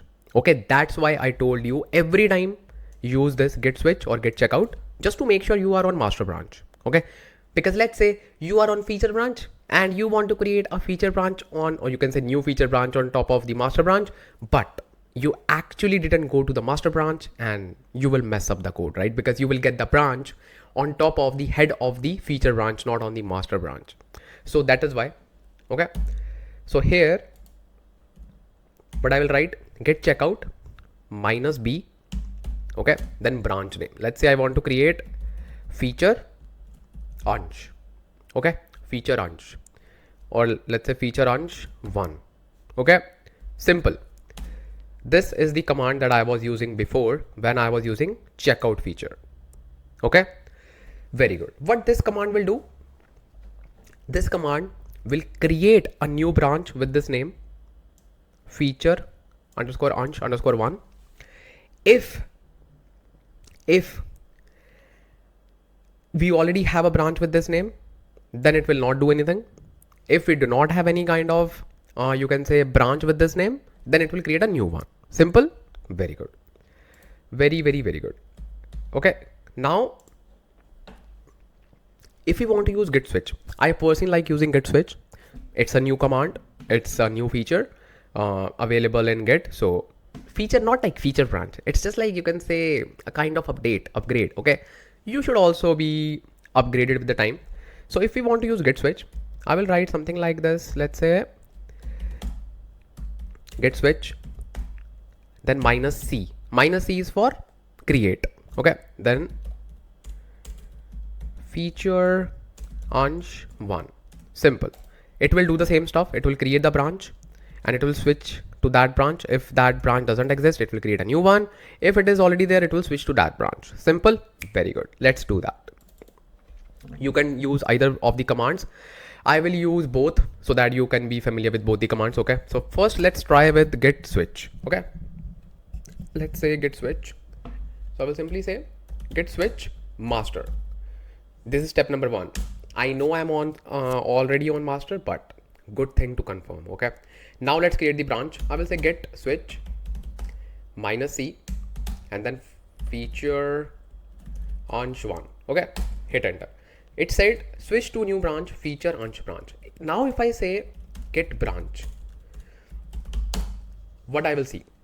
I will see two branches, master and feature Ansh one. But the good thing is this asterisk sign and this green color is now on the feature branch, not on the master branch. That means it also tells me on which branch currently I am on. So it is really a good feature. You can say good git command that we can just actually use to find, hey, on which branch I am currently working on. Simple, very good. Now, if I show you git graph, what you will see? Let's see git graph. Okay, perfect. So currently this is our graph, and on the same head we have feature Ansh one and master, both are at the same point. Make sense? But now let's say this feature Ansh, this one is actually starting working on some data files. Okay, let's say I am on feature Ansh branch. So what I will do, I will add some data. I will modify some files. Let's say I'm modifying this one, data ingest.txt. Okay, I will say Ansh here, I am actively working on this file. Perfect. And I love ingesting data, blah blah. Okay, I will simply say Control S. Simple. So you will see modified sign. Make sense? Very good. If I want to commit this, obviously I will simply say git add dot perfect git commit. Okay, I will say -m, and then I will say added more data. Make sense? Very good. Now if I say git log -1 line, I will see all the things, right? And I will see this whole thing as my commit. I will simply see all the previous commits. Why all the commits? Bro, fundamental knowledge that I have given to you, because it will obviously take care of all the previous commits as well, because this command, or basically this feature branch, is actually originated from this commit. So this is its ancestor. That is why it has this commit and all the previous commits. Wow, that is the power of feature branch. Okay, now you will see something magical. If I see git graph now, you will see, okay, things are changing. Why?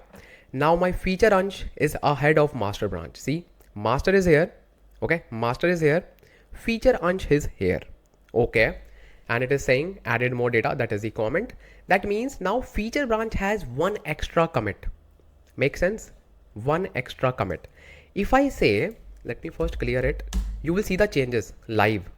So if I say git branch, I am on feature branch, right? And this head is pointing to the latest commit of the current branch, which is feature branch.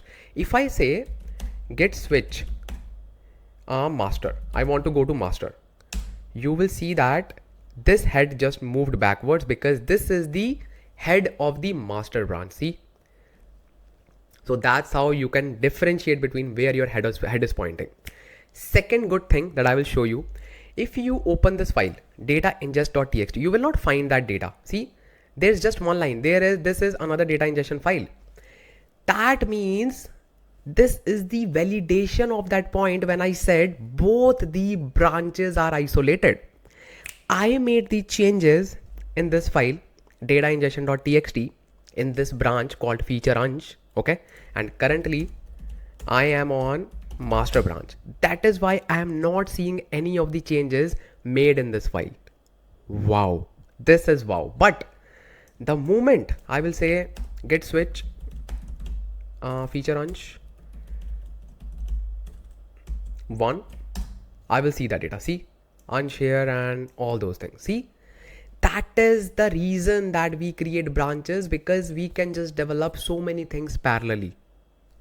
Make sense? Make sense. Very, very, very good.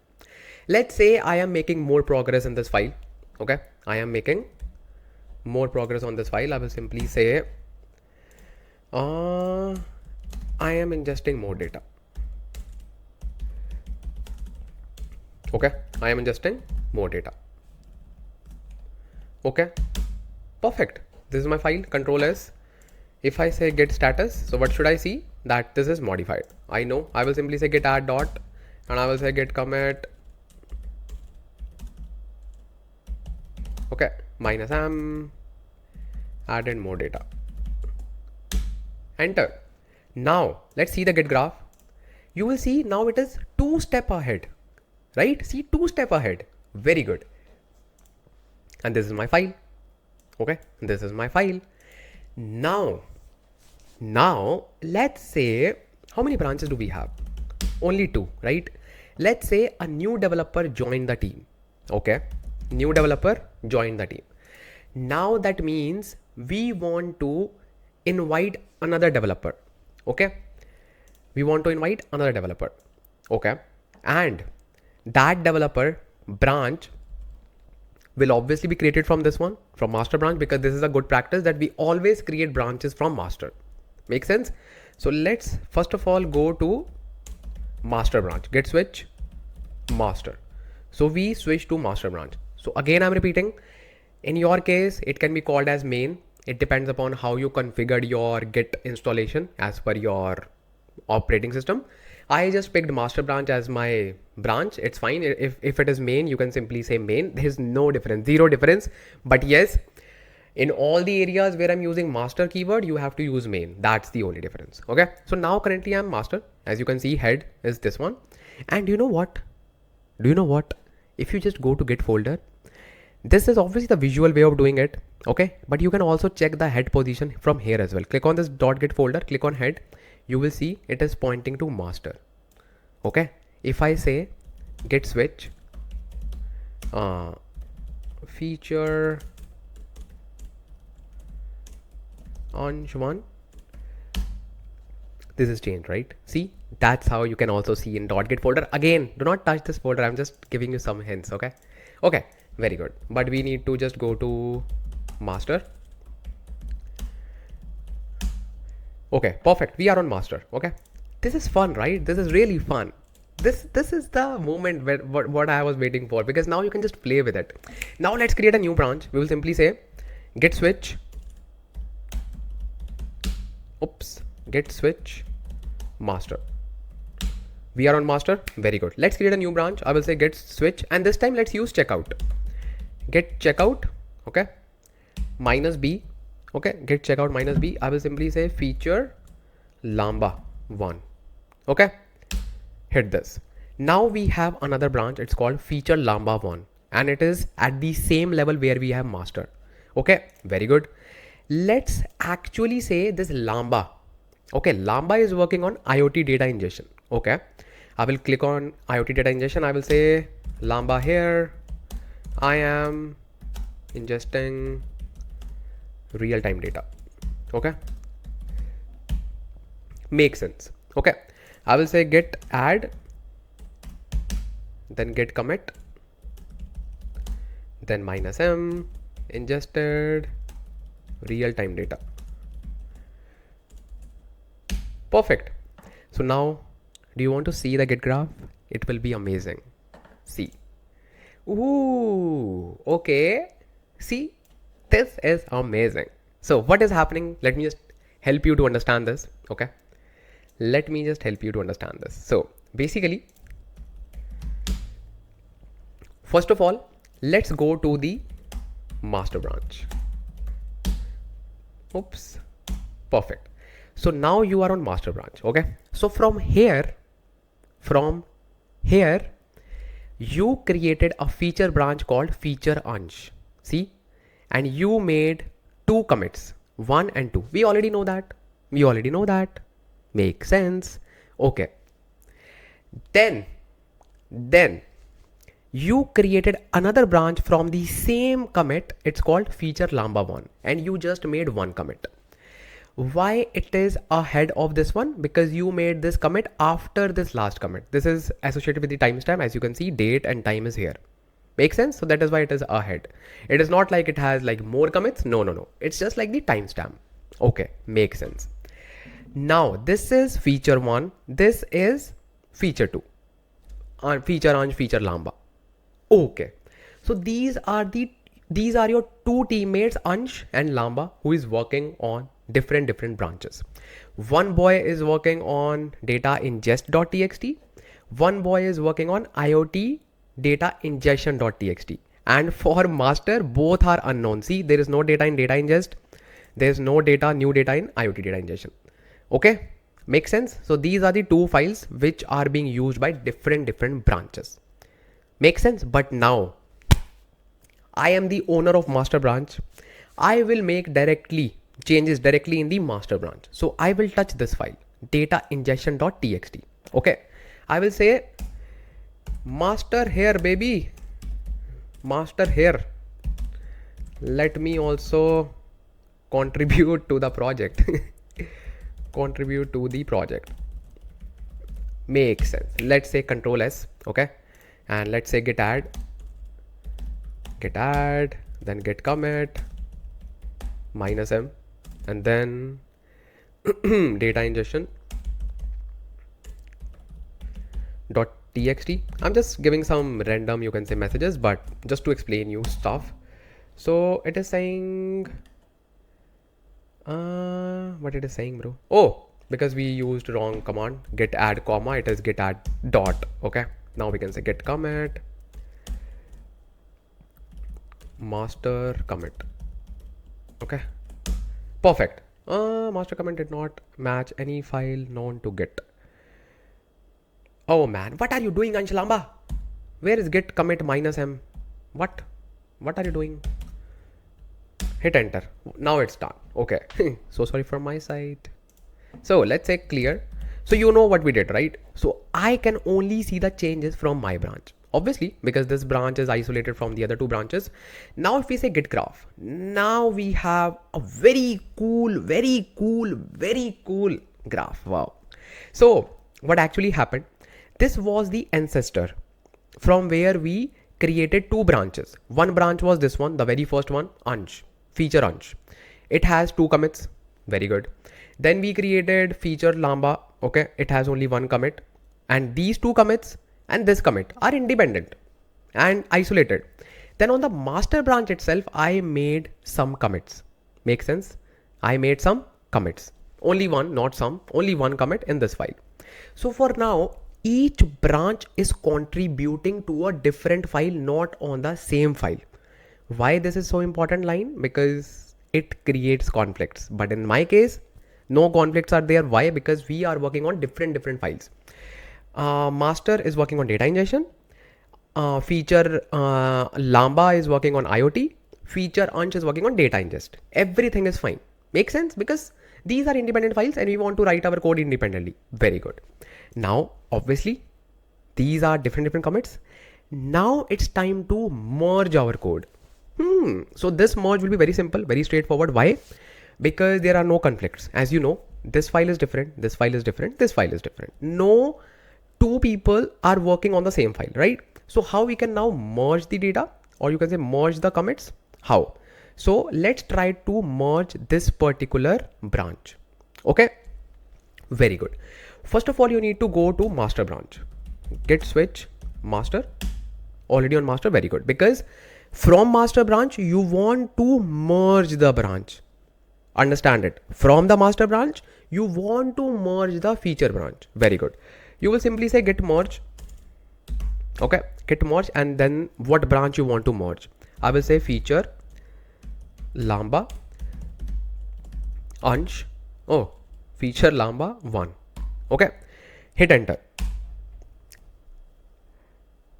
Okay, because I didn't write any message, so it is saying, hey, what message you want to write? Yes, this message is good. That is fine. Okay, let's close it. It's fine. Now it is saying one file changed. See, it is saying one file change merged made by ORT strategy, IoT data ingestion 3++, blah blah blah, everything. Make sense?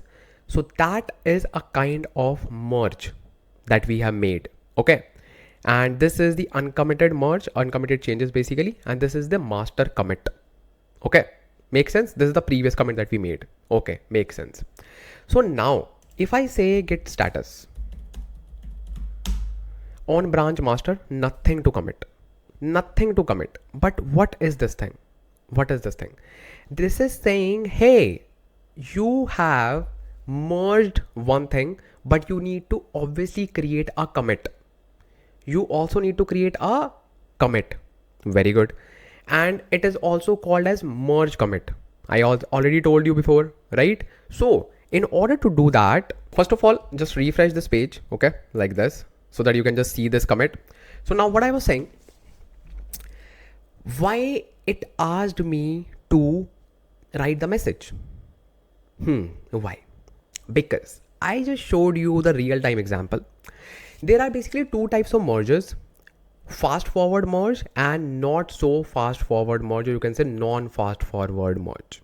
Okay, let me just tell you like what are those things. So let's type clear, okay, and let's use this space. Okay, so now what is a fast forward merge? Fast forward merge looks like this. Let's say this is your master branch. Okay, you made this commit, you made this commit, you made this commit. Okay, and from here you created a branch. Okay, you created a branch and you made two commits, let's say 1 and 2, but you didn't make any commit, or you can say progress, on your master branch. This is called fast forward merge. So how merge will look like this? It will look like this. Let's say this one, and this will go like this. See, this is your fast forward merge. But in the real-time example, you will obviously move forward with your master branch as well. So now this, let's say this is the next commit. Now you are merging it. So now it is not your fast forward merge. It is non-fast forward merge. So now if you just want to merge it, it will go like this and it will create this new commit. This is your merge commit. And obviously if you're using merge commit, you have to define the message. If you do not define it, I just showed you that it will pop up the screen and you will just type the message, but usually you can simply use like this. Let's say git merge feature and -m. Just try to add message just to avoid that particular thing. Okay, makes sense? Very, very, very good. Okay, so let's see this thing. So now you can see that this particular branch is merged into this master branch, and currently master is here. Okay, this is the head, and all these commits are actually merged in the form of merge commit. Make sense? Very good. Now let's merge these commits as well, because this is also good feature Ansh. Okay, so how we can do that? You already know. You will first of all go to git switch master, git switch master, already on master. That's good. We already know that. Now I will say git merge feature Ansh 1. Okay, and then I will add message. I do not want to see that screen. I will simply say merging feature Ansh 1. So now it is saying, see, it is also merged. Okay, but if you observed one thing, if I first of all refresh it, it is this commit, not after this. Why? Because obviously timestamp. Obviously timestamp. So as you know that when we just ingested real-time data, okay, and when we actually merged it, so obviously that will be merged here.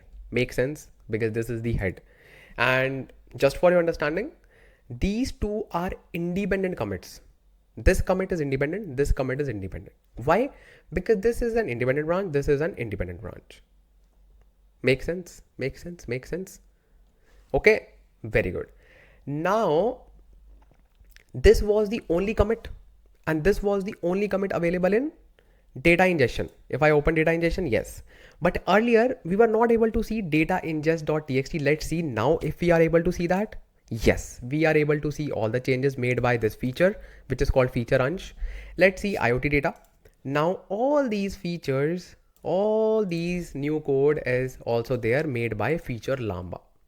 That's how you merge all the code in the main. So now in the main, if I say git switch main, git switch, oh, not main, like master, git switch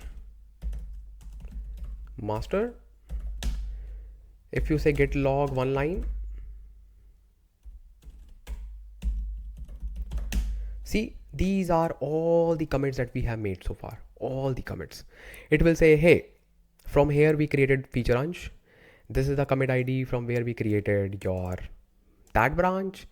Then this is the master commit. Okay. Then this is the merge branch. And then we just merge this one as well. And this is currently our head. Merge feature one.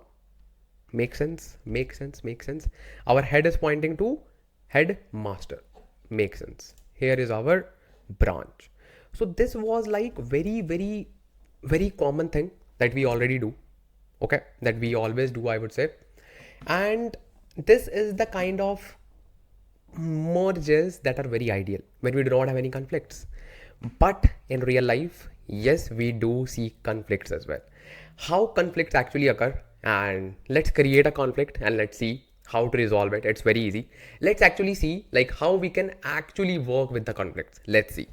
Now let's talk about the merge conflicts. First of all, even before seeing the example of a merge conflict, let's actually talk about like why do we get merge conflicts and what is the common reason. Okay, the very common reason is, let's say you have this branch, it's called master. Okay, and this was the latest commit that you have. Okay, we merged so many branches and we do not actually need to worry about that because that is the history.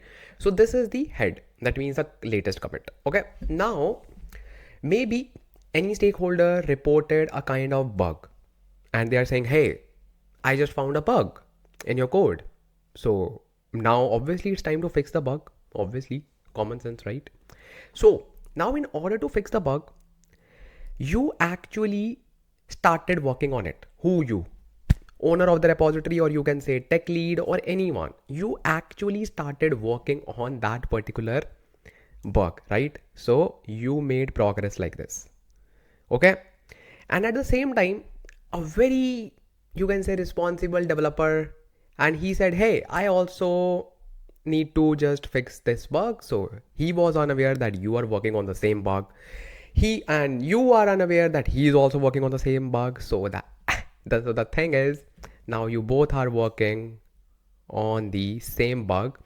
And let's say you are working on a file called, let's say, any file we can take as per our example. Let's say data ingest. Okay, data ingest. Okay, and this developer is also working on the same file called data ingest. Okay, now what happened? You found the bug. Okay, you solved it, you made the commit. Make sense? Make sense? Make sense? Now he said, hey, I have a commit to make. But you are unaware that this guy actually fixed the same file that you have fixed, or he is unaware that you have already fixed that bug. So now you said, okay, let me just merge your changes. So now if you will try to merge the changes like this, let's say you will say, hey, let's merge your changes and let's actually create this merge commit. This is a simple commit that we are making, but here is the conflict.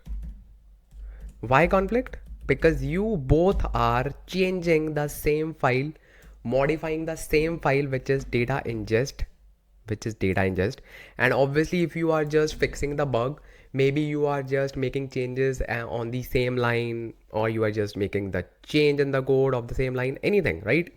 So this merge will create the conflict. Why? Because it will say, hey, this is the parent ancestor, or you can say common ancestor of the both the branches. Make sense? It will say there is a version history of a file. It will say data ingest was looking like this at this commit. Okay, now you are saying that now data ingest file looks like this, and at the same time you are saying data ingest file looks like this. So you need to keep only one file, because this is a kind of version 0. Make sense? And after this commit, this file actually got changed by you. So this is version 1. Okay, Now after this commit, you are saying no. Version 1 looks like this. Now Git will say, bro, I know you are a tech lead. I know you are a very responsible developer. I don't worry at all. Okay. Clear your conflict at your end and just tell me once you are done, and I will just make the version 1 as per your mutual understanding. Makes sense? Because this is the ancestor from where this file was actually being started. Okay, after this commit, it is the v0. Okay, then you made a change in the master branch and now it is the version 1, but this person is saying, hey, this was the version 0 and now it is version 1. Now it looks like this. Now the Git will say, hey bro, this is so confusing. This was v0, now it looks like this, v1. Sorted. But this commit is saying it looks like this from v0 to v1. If this commit says it looks like v2, then it is fine because this is v0, this is v1, this is v2. But why this particular commit is not considering it as v2, but it is considering it as v1? Let me just tell you why. Because this branch has the ancestor this commit. Okay, and this has the version as v0. Makes sense? Now this is an isolated branch. This actually doesn't need to know what actually happened after this particular ancestor. It actually doesn't need to know. Makes sense? Then it said, hey, I took this file as v0 and this is the second version, which is v1. But at the same time, v1 is already there because tech lead was really quick to make some changes. And now it is saying, hey, this was v0. This is the next version according to this particular commit. And now you are saying this is the next version. So this is a conflict. This is a conflict. Okay. Makes sense. So what is the solution for this? Let's create a conflict first of all. And obviously, once the conflict is there, it's our duty to just solve this. Then we will solve it. And I will show you the special type of this conflict as well, where it will not create a conflict even you are modifying the same file. Okay, let's do it one by one. Okay, let's create a conflict without wasting any time. Let's say git status. That's the first thing that we need to do. Perfect. We are on master branch and this is our Git graph. We are here. Okay, let's create one file, or not one file. Let's create a branch. I will simply say git switch master. Already on master, we know that, but still we will say git switch. Okay, so this is sorted. Now what do we need to do? I will create a branch, git switch -c, and then I will say what should be the name? Bug fix. Okay, bug fix. Perfect. Now where do we have bug? We have bug in data ingest.txt. Okay, and we have a bug in line 3rd. Okay, line 3rd. Makes sense. So here it is written, I love ingesting data. Here let's say we cannot use the word love, we have to use the word like. Okay, this was the bug according to the responsible developer who is working on bug fix. Okay, he saved the file. Okay, and he said git add dot, and then the term git wow git add. Okay, perfect. And now we will just need to commit git commit -m fix bug. Okay, fix bug. Perfect. Bug fixed. Okay, so this is the current position. So master branch is here, bug fix branch is here. Okay, and he has made the commit. Very good. Now let's go back to master branch, git switch master. Oops, git switch master. Very good. Now you are a tech lead. You said, hey, I already know the bug, and let me just tell you what is the bug. First of all, you need to remove love. Okay, let's remove it. And you do not need to write like as well. You just need to say, I am ingesting data, or I am ingesting the data. This tech lead is very professional with English as well. Okay, so he's saying, I am ingesting the data. Okay, let's save it. According to him, this was the bug. Okay, he said git add dot, okay, git commit -m and bug is fixed. Okay, perfect. Let's see the Git graph. Obviously, this is the Git graph. Now what happened? This is bug fix, okay, by feature branch, by your, let's say, responsible developer, and this is the tech lead who has already made the, you can say, change in the same file, which is dataingest.txt. Now he said, hey, I have a change, I have a commit, I want to merge. Tech lead will say, okay, there would be some development, let me just merge your code. What's wrong with that? So he will say git status, everything is fine, we are on master branch, and I will say git branch, just to confirm I am on master branch, good practice, right? I'm on master branch. I will say git merge, okay, and I want to merge bug fix, okay, and I will add one message if I want to, let's say simple merge because he doesn't know like what merge we are talking about. Okay, so the moment I hit enter, it will say conflict. He will say, bro, what you did? He will say, nothing, I just fixed the bug. And tech lead will say, I have already fixed the bug. Now there's a fight going on between both the people. He will say, why did you fix the bug? He's saying, why did you fix the bug? He's saying, like, because I'm supposed to fix the bug. The other person is saying, I am also supposed to fix the bug. So there's a conflict due to miscommunication, due to any reason. Okay, this can happen due to any reason. Okay, makes sense. Now, how to fix the bug? That is the main thing that we need to do now. So first of all, the first thing, you can even abort this conflict. Abort means just stop here. Do not perform any merge. I will simply say git merge and then abort. So now everything is fine. Now there is no git merge command. I can even show you git status. Everything is fine. So what it did, it simply aborted the merge command. But obviously at the end of the day, you need to merge that branch. Let's say in that particular branch, you have more commits as well. You just do not have like one bug. So the thing is, currently we just have one commit for that bug. Okay. Tech lead will say, hey, I've already fixed that bug. Your branch is not required anymore. That is fine. We can abort that. But let's say you have some more commits regarding the development as well, right?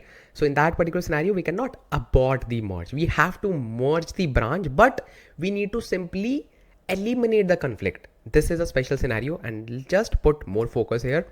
Let's actually see how we can just do that. Okay. So we'll simply say git merge. Obviously we need to merge it. Okay, bug fix. Okay, bug fix and then merge. This guy fixed as well. Conflict, we know that. So there are so many ways to resolve the conflict, really. Yeah. So what is the file that is creating conflict? Let's say this one. Open this file. You will see something fishy. What's that? It will say, I am ingesting the data. This is the file that you have changed. Okay, it is saying resolve in merge editor. If you click on this, this is the merge editor that you have. Okay, this is, you can say, good version of, or you can say good reason of using VS Code, using you can say upgraded version of VS Code. So what it is saying this is the incoming data. Incoming data means incoming branch. This branch is saying this should be the line of the code. I like ingesting data. But you are saying on the current branch, on the master branch, I am ingesting the data. The result is this one, data ingest. So I am ingesting the data. I am ingesting more data, whatever I have. So remove current. So how we can just actually resolve the conflict? How? So it is saying accept all incoming changes from left, all, or accept all current changes from right.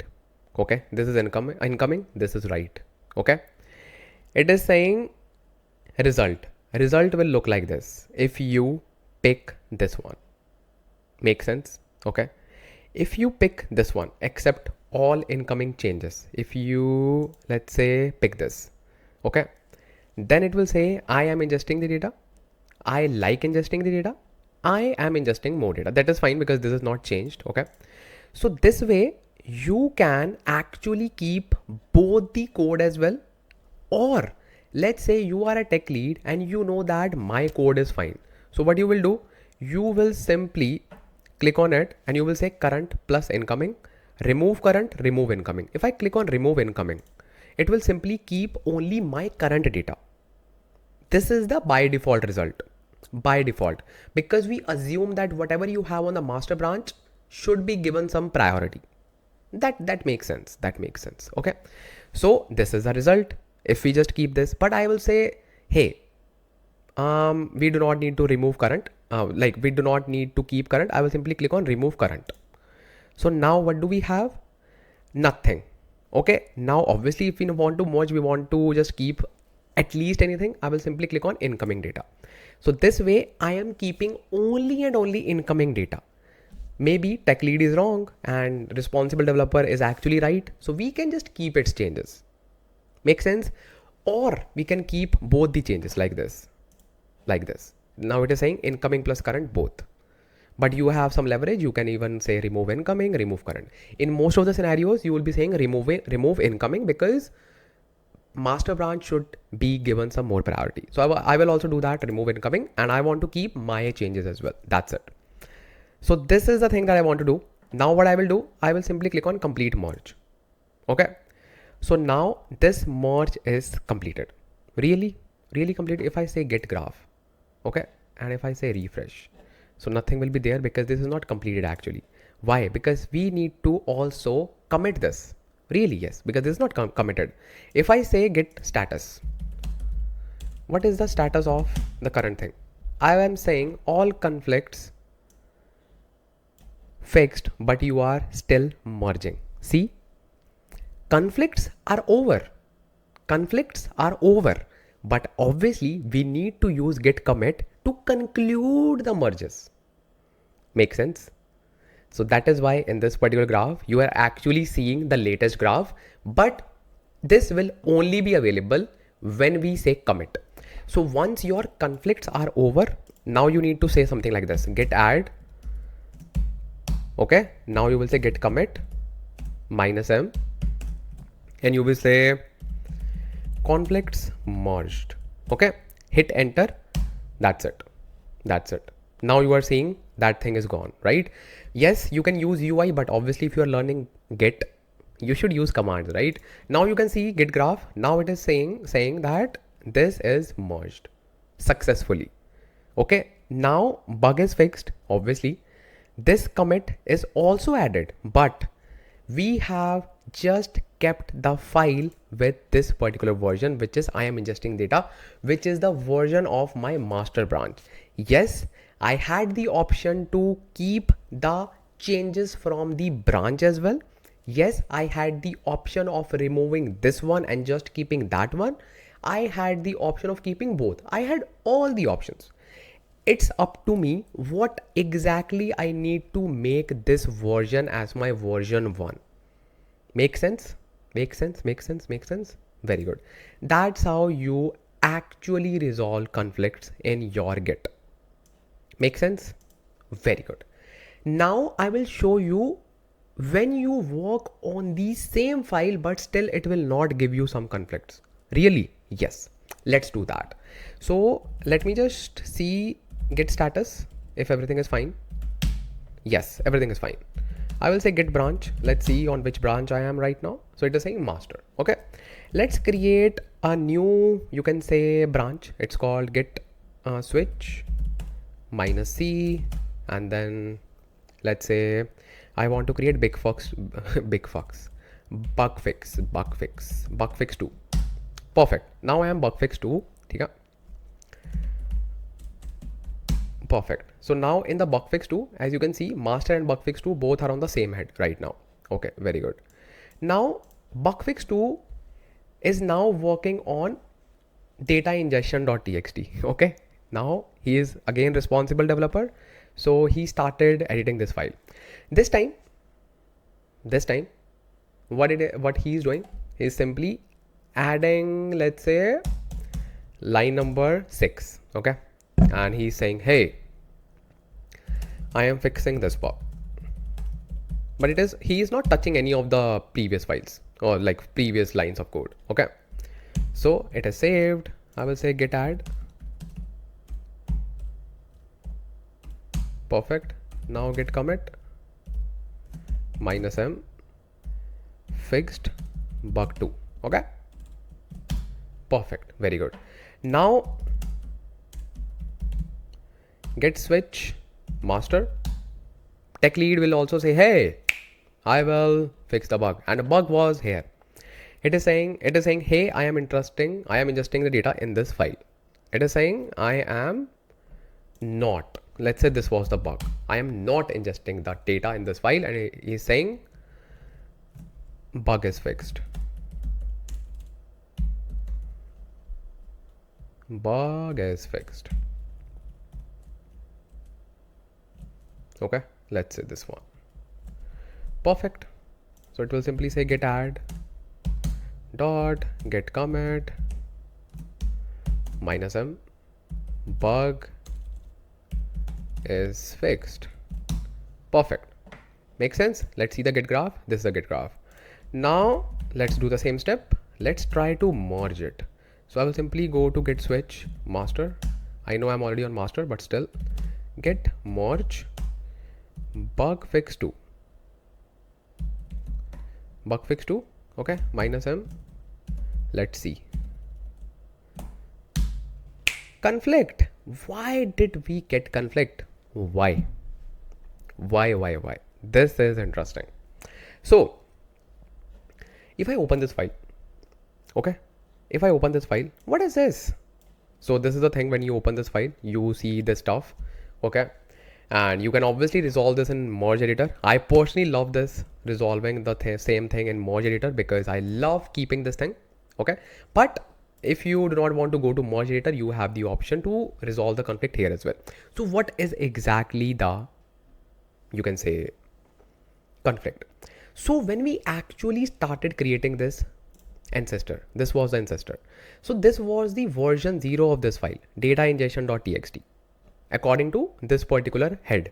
Okay, this particular branch says that this is the line 1, okay, which is, let's say, hey, I am not ingesting this file, bug is fixed. This is current change.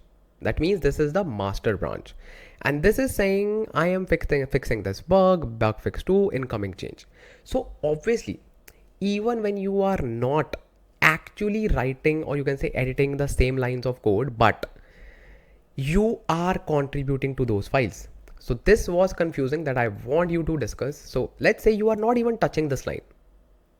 You are not even touching this line. I know that because this is incoming change, and incoming change is just this one, right? See, hey, I am ingesting the data in this file, and that's it. You are not even touching the line. But as per your code, what did I say? As per your code, this line should look like this. Even if you didn't touch this line, but you are saying, hey, version 0 was this one, and version 1 should look like this. Okay, even if you didn't touch this line, but version 1 according to the master branch should look like this. So actually, even if you are not contributing to the same line, but it can create the conflict. Make sense? Very good. Now same thing, if you want to resolve the, you can say, conflicts, if you want to go to resolve in merge editor, you can go, but let's try to resolve the merge in here in this file. So you have again the same things. You can accept current changes, you can accept incoming changes, you can accept both changes, and you can even compare the changes as well if you want, okay, in the merge editor. So that is like, you can say, one click conflicts resolver. But if you want to, let's say, manually resolve it, you simply first of all need to remove all these lines, all these special characters, all these things, and you can actually decide what should be the version 1. You can even keep both. You can even write something additional as well. Hey, I am learning it. You can do literally anything.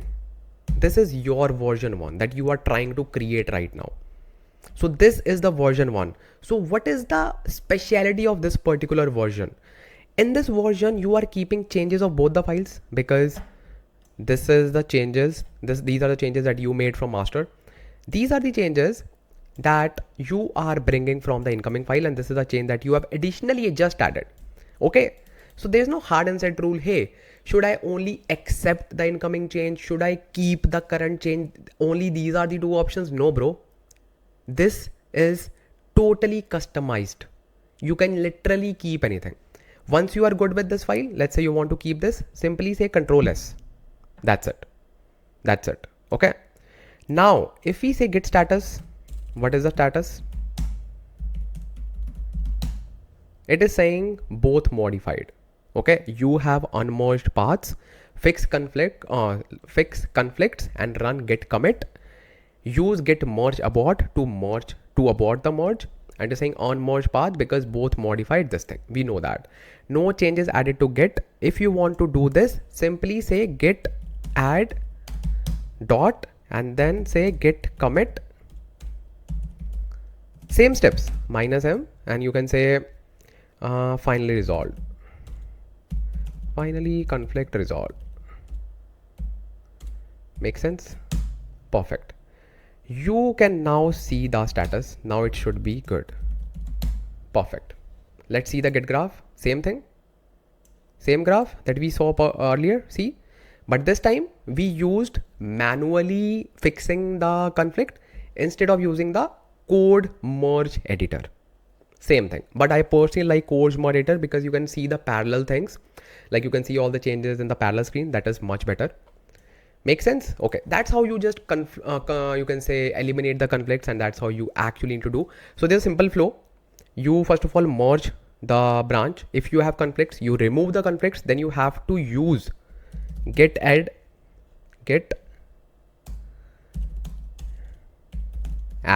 dot and then git commit. This is non-negotiable. You have to do it after resolving the conflict. Make sense? This was all about your merge and conflicts. Good. Okay. Now let's actually discuss about something very important, and this is something that a lot of people scare of. It is called rebase. Rebase. Let's talk about what is rebase. So now let's talk about rebase. Rebase sounds really scary because yeah, it is scary, but not actually. So you should always use rebase with precautions, and once you understand the concept, then actually it is not like very scary. Okay, so what is the concept? Like why everyone scares of rebase? So the concept is very easy. Let me just tell you what exactly is rebase. Let's say you are on the master branch, okay, and this is the head. This is the latest commit. Makes sense. From here you created a new branch, a feature branch, and this is your feature branch. Okay, now you made some commits here. Makes sense. And in this master branch you made some commits. Let's say 1, 2 and 3. Okay, perfect. Now if you will be joining this thing, okay, if you will be just let's say merging this thing like this, it is just like three-way merge, or you can say normal merge that we are just performing so far. Okay, but do you know what?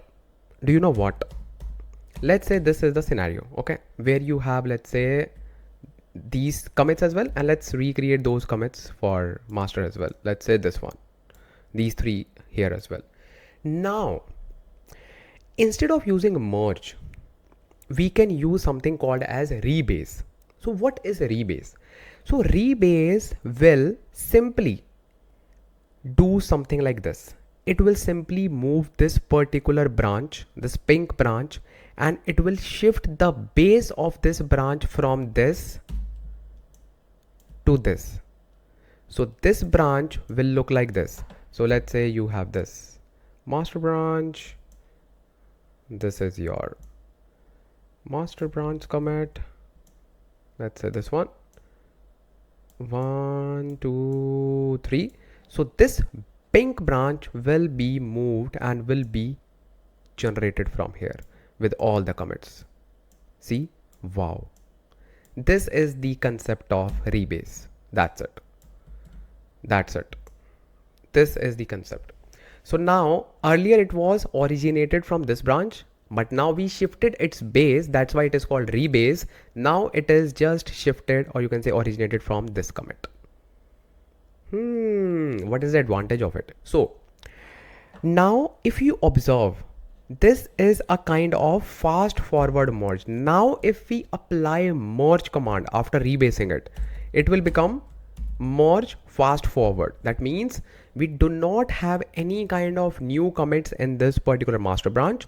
All the commits are coming from the feature branch. That becomes your fast forward merge that we discussed in this video, right?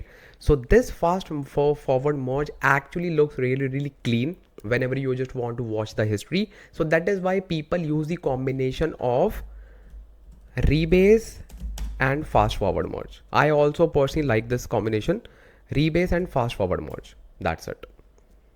That's the only difference. Exactly. Now you will say how we will handle conflicts if we have same way.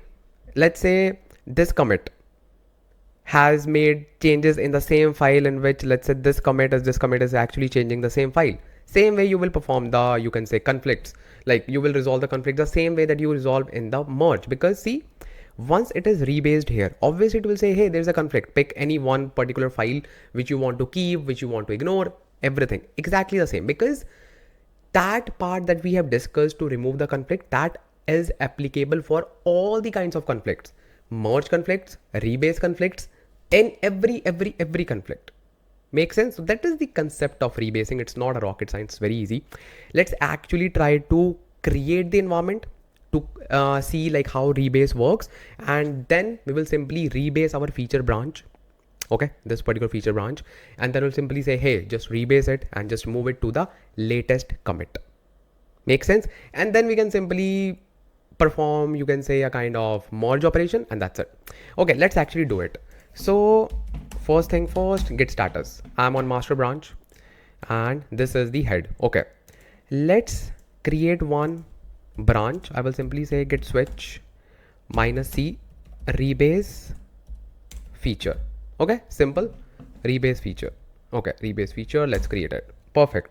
So in this rebase feature, what I will do, I will, let's say, edit data ingestion.txt file. Okay, I will simply go here, data ingestion.txt file, and I will say I am ingesting big data. Okay, perfect. So this is the code. I will simply say git add dot get commit -m, and I will say ingest big data. Makes sense. Perfect. So this commit is done.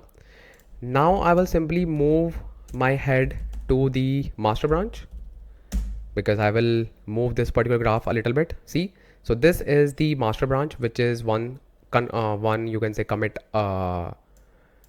behind, and this is one commit ahead. Okay, let's move this particular branch as well a little bit. Okay, a little bit. So I'm on master branch. I will ingest, or let's say normal data. I will say I am ingesting batch data. Okay, perfect. I saved this. I will say git add dot get commit -m, and then I can simply say ingest batch data. Oops. Perfect. Now let's see the git graph. Now it should look like this. Perfect. Master is having its different commit. This is having its different commit. Now I want to rebase this particular branch, because I want to shift the base of this branch from this commit to this commit. There are steps. First of all, I will go to the feature branch from where I need to rebase. I will simply say git switch. Okay, I will say rebase feet. Okay, now I am on the rebase feet branch. I am here. Okay, this is my head. Okay, perfect. This is the head. Now I will say git rebase, and then I will put the new base. New base is master, obviously. And whenever we say master, that means I am pointing to the head. That means the latest commit. Hit enter. It is saying successfully rebased and updated. Now just see the graph. Wow, now this has become my fast forward merge environment. Merge is here, oh sorry, master is here, and this particular feature branch is here. See, now it is not originated from this. Now it is originated from this. Very good. Now if I say merge, if I say Obviously, in order to apply merge, I will simply say git switch master. Okay, now if I say git merge, I want to merge rebase feet. Okay, and hit enter. Now it is a fast forward merge. See, FF, fast forward. Why? Because there were no additional commits available in the master branch. So there will be no merge commit, because we only receive merge commit when we have not fast forward merge, or you can say non fast forward merge, or there's a new name which is called three-way merge. Now it is so simple. See, this looks so clean. You do not have additional branch coming from the side. No, simple, bro, simple, fast forward merge. So that is the advantage of rebasing it. Some people scare of using rebase. I would say there's nothing to worry about. Yes, you will make mistakes, but that's how you learn. You are a human. You are born to make mistakes, and you need to learn. And at the end, we know everything, right? So that is the life cycle. So why you feel, or why you are not following the universal life cycle in the corporate world? You will say, bro, that corporate manager will fire this. Whatever they need to do, let them do. You are born to do your tasks. Okay, just do it. Make mistakes, learn. If anyone is sad, if anyone is not happy, it's not your responsibility. Okay. Motivational speaker Ansh Lamba. So that's how you work with the rebase, and rebase is very, very simple. That was like very simple example. Now, obviously, whenever we just, let's say, that's a kind of homework. Okay. Let's try to create a scenario where you will be having conflict when you will be trying to rebase something. Then obviously, so resolve the conflict, and then everything is good. That's how you learn, right? That's how you learn. Make sense? Okay. That was all about rebase. Okay. Now let's actually learn about time traveling in Git. And it is also called as how you can just, let's say, undo your work. Let's say you made some changes. Let's say this commit, but you actually do not want to apply this commit due to any reason, anything, right? You just want to go back to a previous commit. How you can just do that? Let me just tell you. So now let's talk about Reflog and time traveling. This is one of the most important thing that you would learn and get, because sometimes you need to time travel back in time, and in order to do that, you need to just learn how you can just do that. Obviously, without wasting a time, I will simply run git status.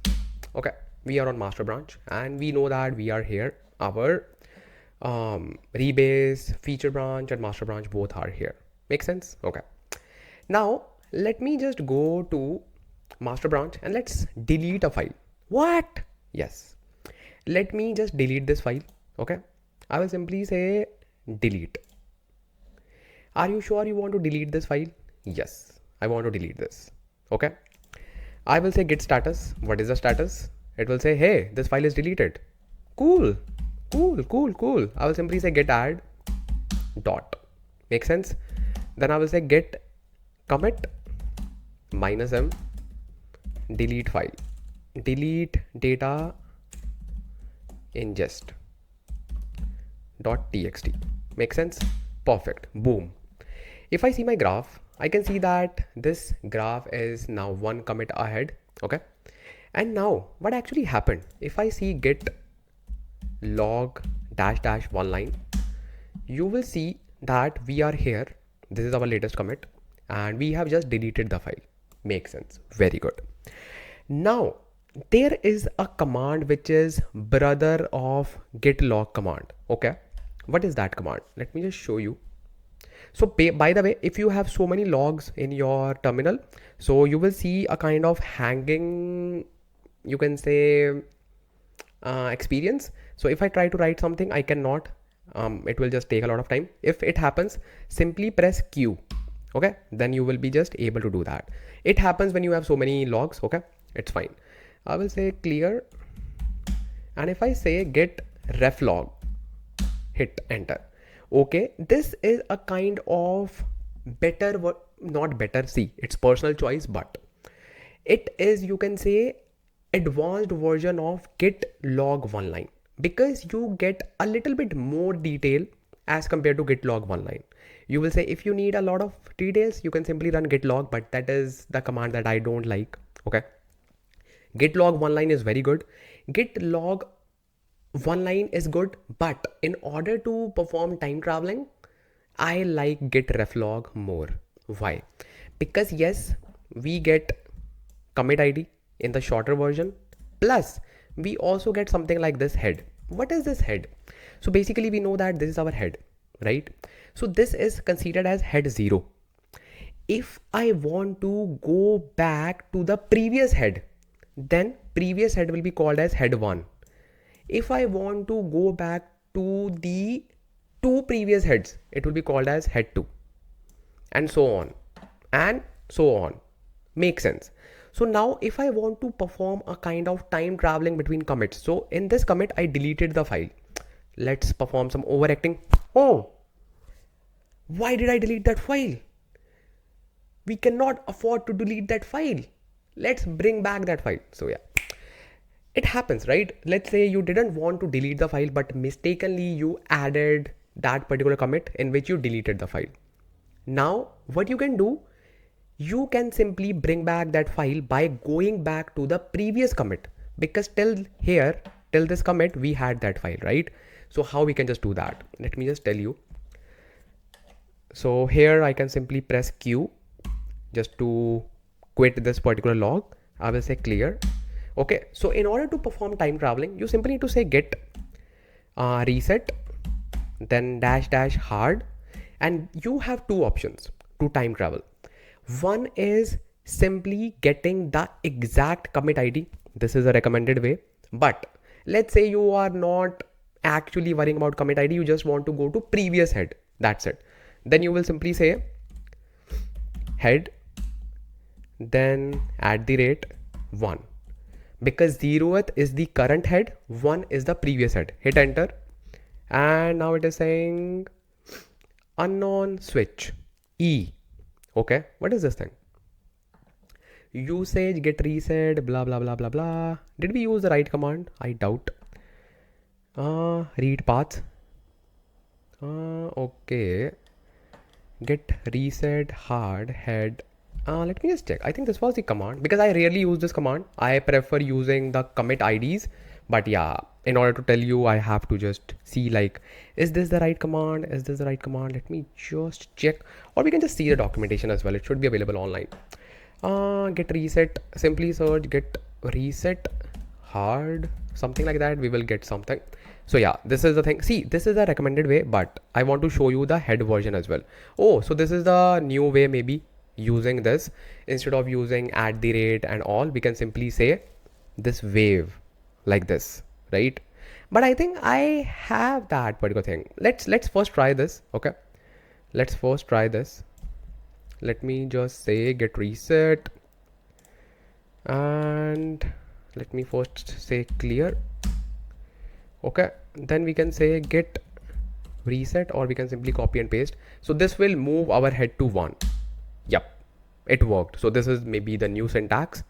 Okay, makes sense. So now you will see that we got our file back. Woohoo! Well done. Well done, well done, well done. Very good. So that's how you can actually go back to the previous commit. If you see git reflog now, so you will see that we are heading currently to the move head 1. See, this is the history. See, this was the previous, you can say commit. Okay, the latest one. Then it is saying, hey, in this particular commit, we actually moved back to the 1 previous head. That is saying reset, moving to head 1. Make sense?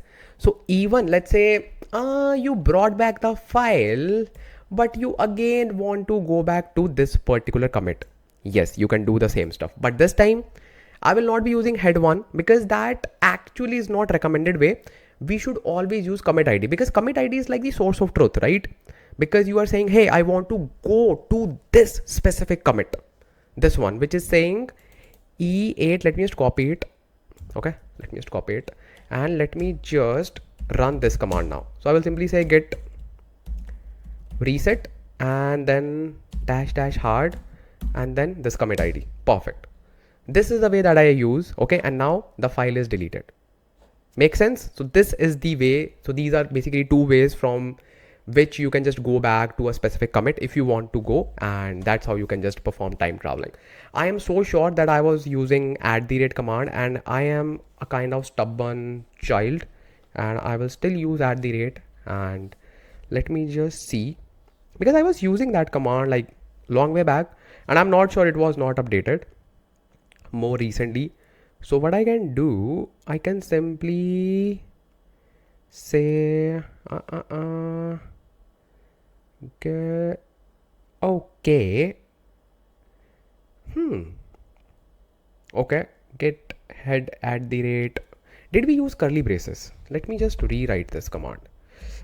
Because I was using that command, get reset. Okay, I want to go to the previous head. I will simply say hard, yep, hard, and then head, and then @ then 1.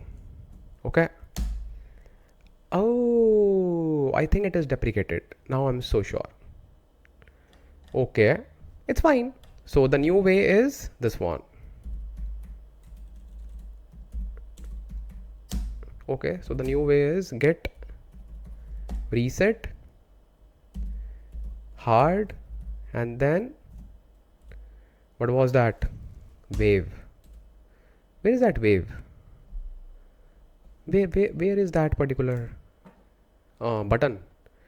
Okay, head. We need, oh, we do not need to write @ okay, head @ this. We simply say hard and then head and then that wave. Where is that key? I don't have that key in my keyboard. Okay, here's it. Here it is. So head 1. Okay. I also updated my knowledge because I was actually not using that particular head command because I don't like it. I like simple using those commit IDs, that's it, because that is the source of truth. I know like on which commit I want to go. So this time we have again brought back our, you can say, file, and if I run git reflog, perfect, we should see all the things. See, it is saying this was our last commit where we deleted the file here. Then we move to head 2, then we reset to moving to this one, then we say head 0. So see, this is dynamic. This is now changing. Earlier it was saying head 1, now it is saying head 2, because obviously our head is also moving ahead. That is why it is just being changed dynamically.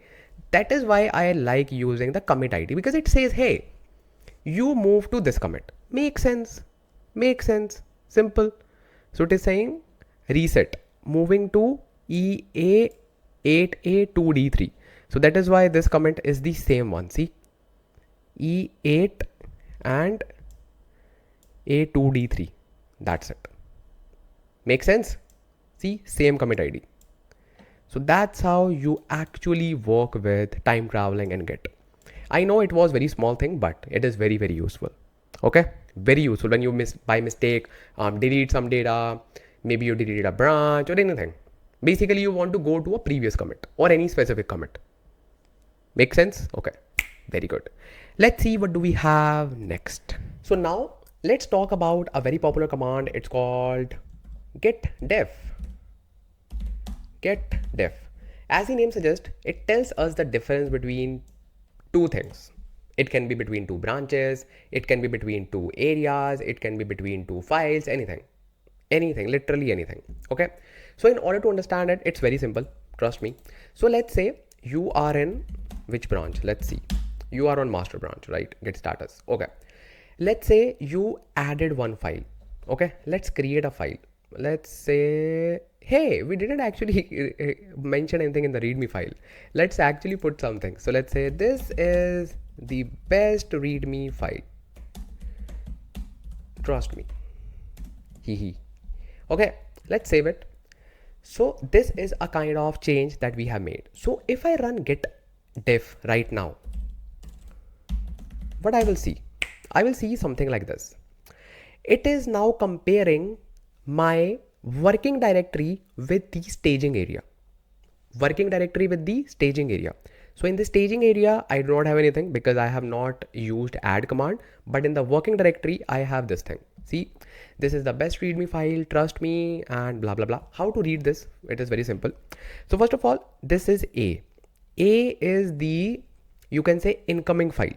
Okay, B is the file that will be pushing to add, or you can say, staging area. Okay, this is minus minus minus plus plus plus. Do not worry, minus minus doesn't mean like we are removing anything. Plus plus doesn't mean like we are just adding something. It's just like the convention. Minus minus for source, plus plus is for destination. It's fine.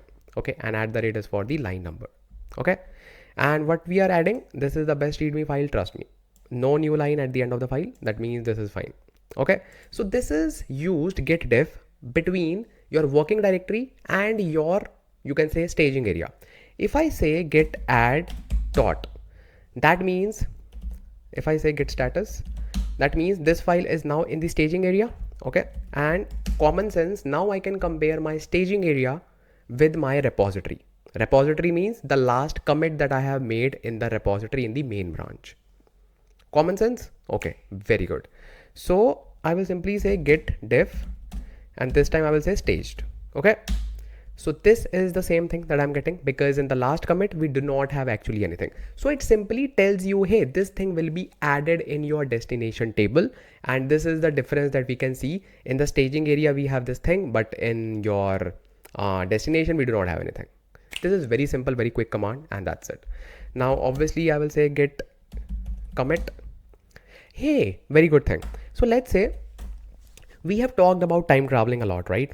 So let's say you want to just travel back in time, and whatever things you have added in the staging area, you want to revert it. How you can just do that? It is very simple. You simply say git reset, and you will say, where's the commit ID? Where is the head? The good thing is you do not need any commit ID, just hit enter, and all the changes will be in the working directory, and they are not in the staging area.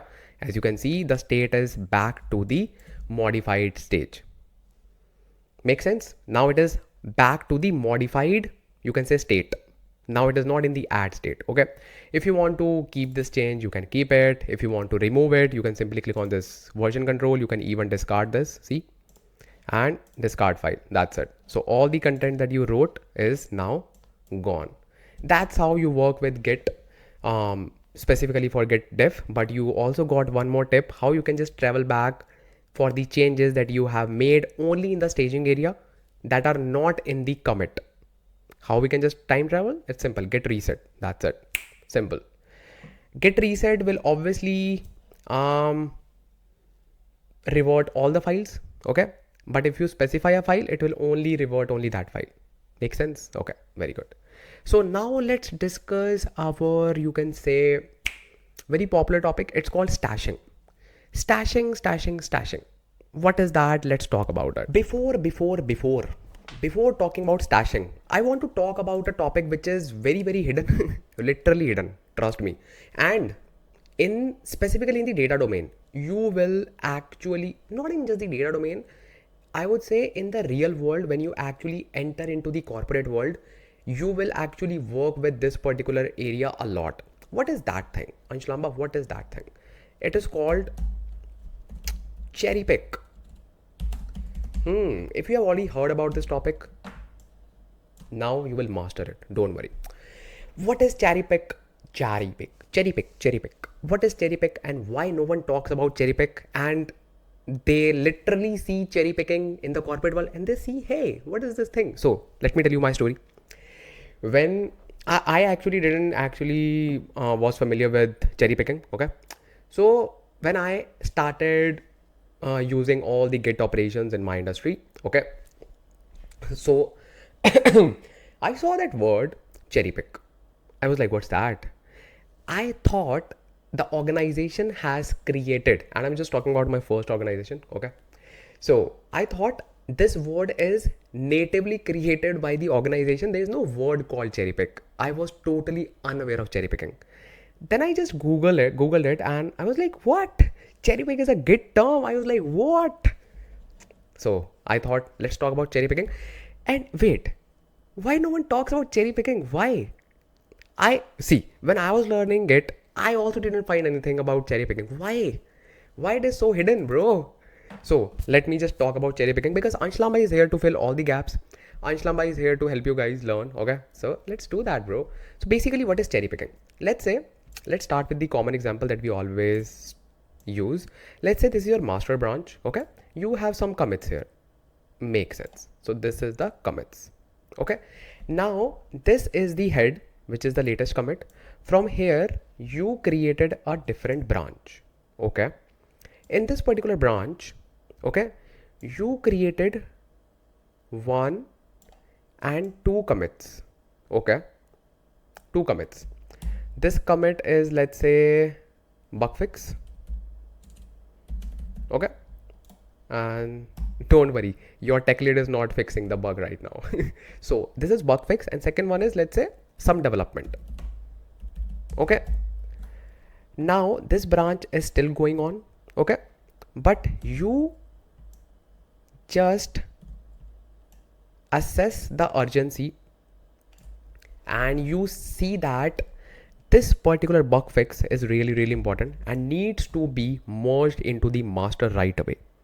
Okay, one way, or you can say the previous way that we were just doing, we were just actually merging the whole branch. So if I just merge this branch, or even if I say rebase, I will actually, you can say, combine all the commits.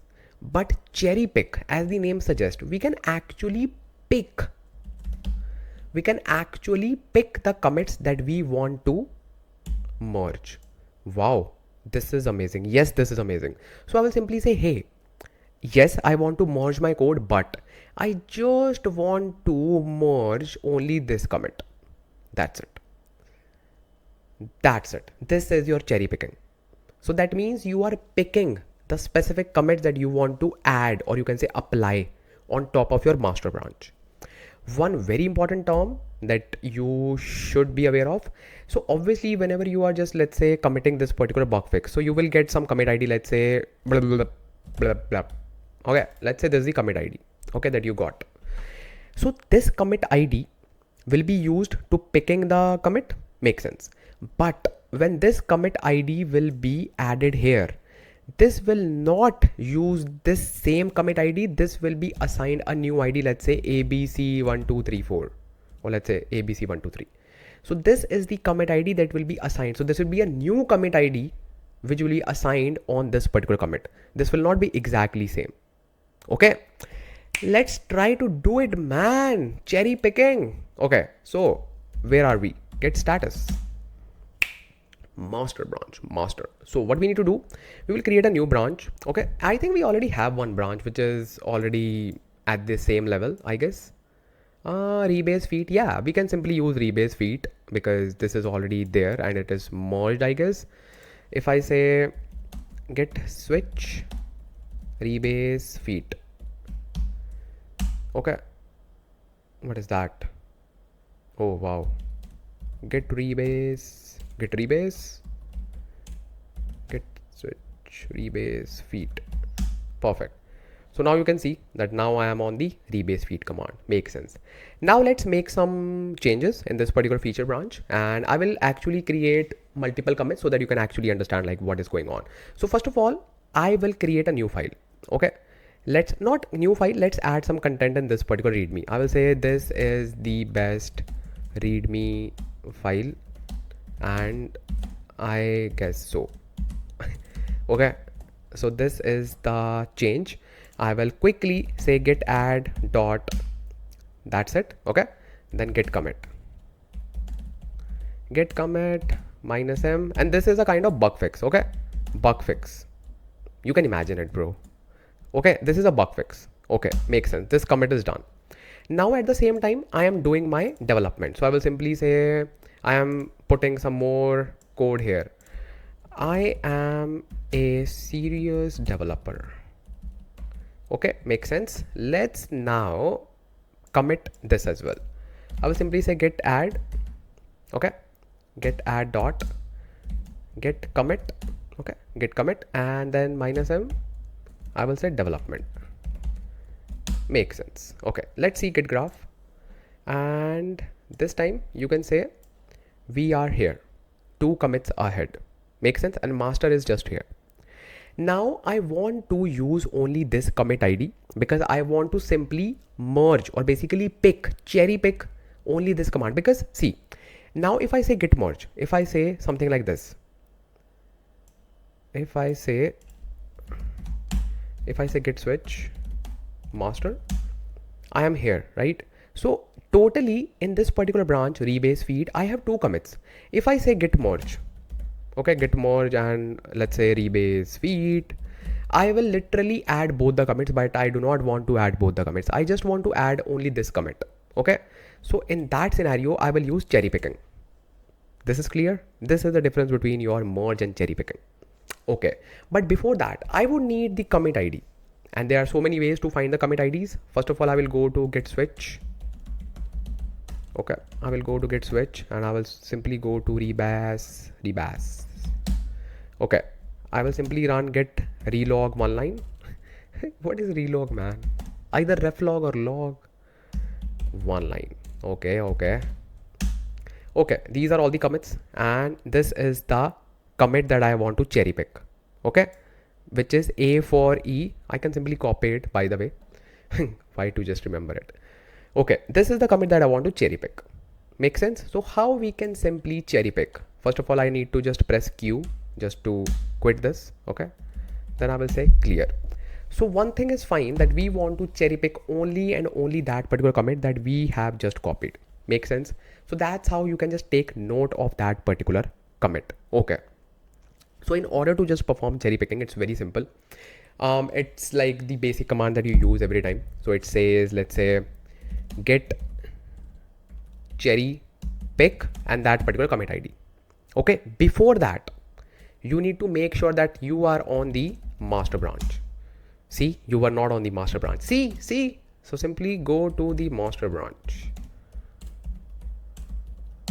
Perfect. Now you can cherry pick it. You will simply say git cherry pick. Okay. And then perfect. Now it is saying cherry picked. So this time you got one commit. Wow. Literally wow. So this particular master has now that particular file. If I click on it, readme, where is that? Where is that?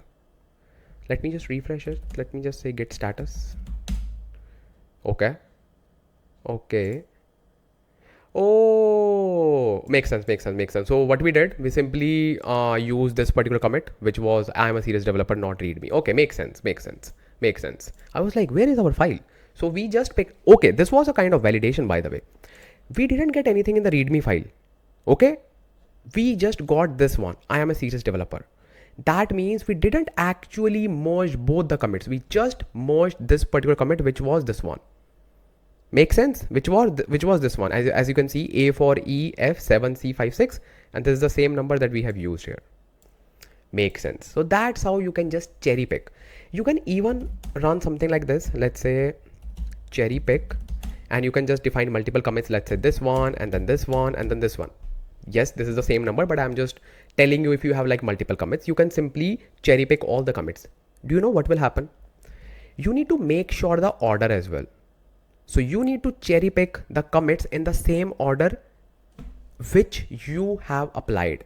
So if I have applied this commit first, I should always use this commit first and after this one. Why it didn't create any problem in our case? Because both the files were independent, but sometimes you change one file, make a commit, then you change the same file again and then make the commit. In that particular scenario, it can create a chaos when you just write the commit IDs in, let's say, without any order. So that can create a conflict, big conflict. Okay. That's why it is recommended just to use the commit IDs in the same order or same manner. Okay. That is all about your cherry picking. Did you like it? Do you know what's the best use case for it? Let's say you are working in dev environment, okay?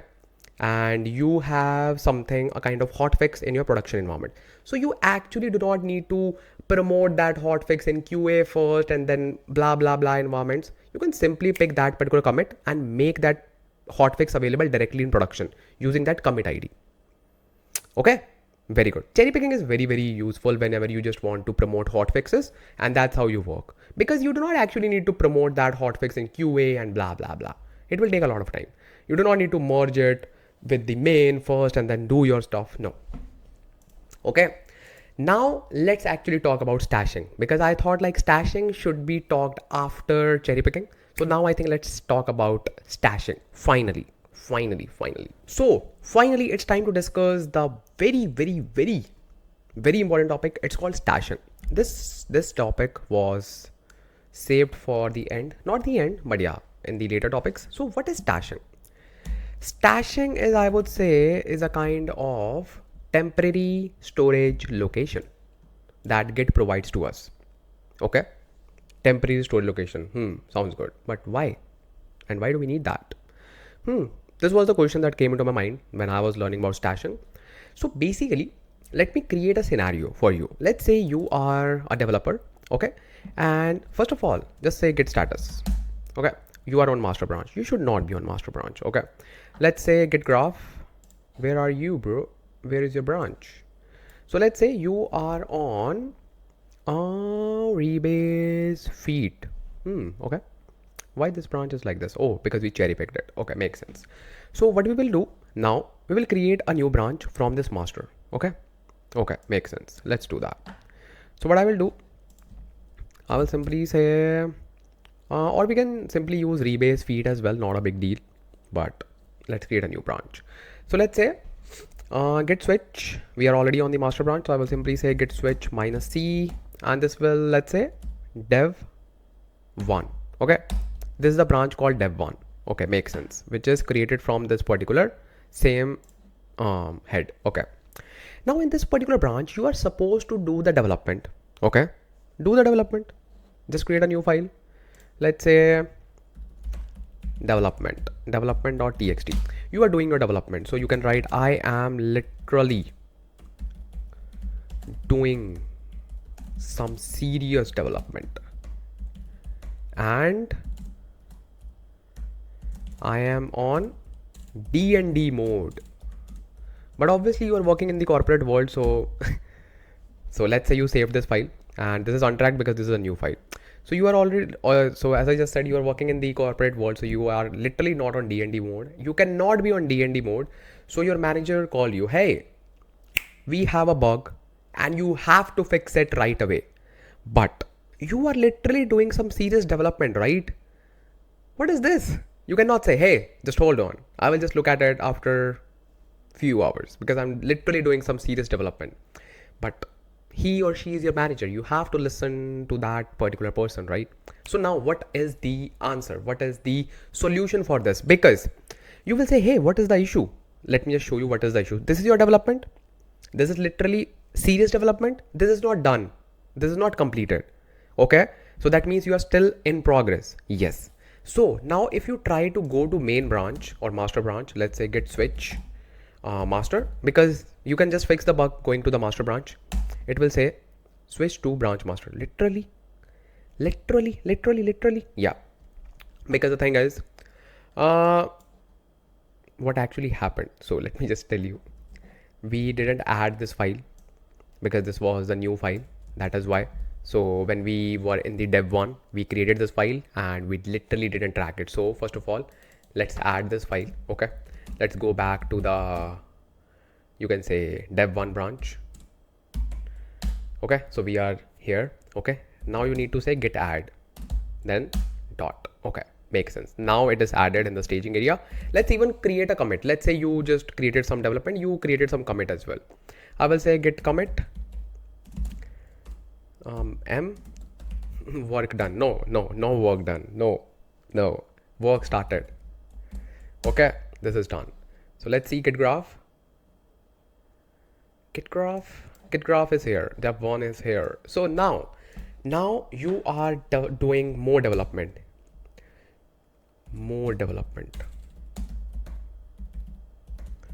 Okay, more development is in progress. Okay, more development is in progress. D and D. Okay, save it. Okay, so this is M. Okay, makes sense. Now you have modified this file again. Okay, makes sense. Now again your manager called and blah blah blah, same story. Okay, now you cannot leave it. Makes sense. what is this forward search? So I just hit Control S and I was in terminal. So let's reopen this terminal. Yeah, perfect. So now you cannot leave this. So now if you try to switch the branch, git switch, and if you just try to go to master, it will say, hey bro, where are you going? Your local changes to the following files would be overwritten by checkout. Do you know this? Do you know this? Please commit your changes or stash them. This is the word. Yes. Now you are not in the state to commit it. Why? Because you have not even tested anything. You have not even run anything. You have just written your code and your manager called you. Hey, blah, blah, blah, something broken, blah, blah, blah. So it's now your duty to go to the main branch immediately. It is like high priority incident. Okay. You have to go there and fix it. So if you go there, you will lose your, you can say, development. So if I say git status, what is going on, by the way? It is saying, hey, this guy has modified this thing, and he's saying, hey, I just want to go to different branch, which is not allowed. What this guy is doing, man? Tell this thing to my manager. So now the thing is, you can do this. You can literally like make this switch using stashing. So what happens? Let's say this is your working directory. Okay. Working directory makes sense. Now your code is here, right? All the changes are here. Makes sense. Now you cannot push it to the repository. That means you cannot commit it. Makes sense. So now what is the solution for it? So you will save all this progress to a temporary location, or you can say temporary storage. It's called stash. So all these things, it will be bundled together. Okay. And this bundle will be stored here. Perfect. Now you can just go ahead and just switch the branch. Wow. How we can just do that? Let me show you. You will simply say git. Let me just first of all show you. You cannot switch, right? So let's say git switch master. See? Perfect. So I will simply say git stash. Okay. I can literally run this command, but it is not recommended. You should always say save or push. Push is the, you can say, modern way of doing it. Push -m, and then you can say my development paused. Okay. You do not need to write due to your manager, but yeah, simple. My development paused. Hit enter. Perfect. So now what actually happened? What actually happened? Your all the changes are gone. See, there's no literally any line that you are making any changes. So where are they gone? They all are gone in the temporary storage location, which is stash. Oh, wow. So if I go and just try to switch the branch now. Okay, now I'm on the master, and you can literally cannot see this file because this file is not there in the master branch, and we know that. That is fine.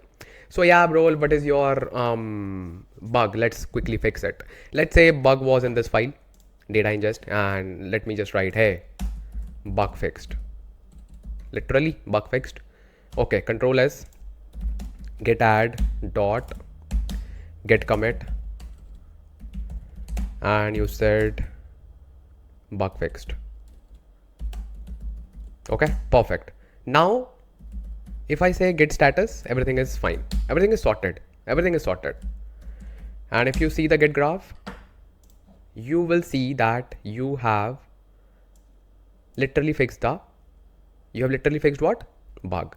And you can see that this is your development work. This is your first commit, and this is your stash. This is your stash. This is not a commit. This is just a stash. Okay, for your branch. Okay, makes sense. So now you are back. If you just say git branch, you are currently on the master branch. Now you want to go back to the development branch, which is git switch dev1. Perfect. Now you are on this branch, which is dev. So you are pointing currently here. This is your head. This is not your head. This is just a stash. This is your head. Okay. Now you texted your manager, hey, just check your bug. It is removed and just enjoy. So now you are back and you have literally texted the person, hey, now you do not need to disturb me. Okay. But the the suspicious thing is you made some development here and it is gone. And Ansh Lamba, you said it is not gone. We saved it somewhere, and that was literally thousands lines of code, and we cannot bear that particular thing. Okay. So it is very simple. Everything is there. You do not need to worry. Simply run this command, git stash list. It will give you a list of stash. Currently, we just have one stash. That means we just have, you can say, saved this particular change in the temporary location for this particular thing, which is on dev1, which is my dev pause. This is the message that I provided. If you do not provide any message, it will simply put any random message, which is not good. You should always provide message which is meaningful. Okay. And what is this on dev1? This is the branch name. That it is, this stash actually lives on this branch, and this is the index, which is 0th index. You can even add more and more stashes, because obviously the person is manager and manager can call you anytime, even if you say, hey, you are on D&D mode, right? So again, if you just want to say more and more things, it will create the same thing, and you can just create another stash and it will become stash 1. So basically, stash is a kind of stacked memory.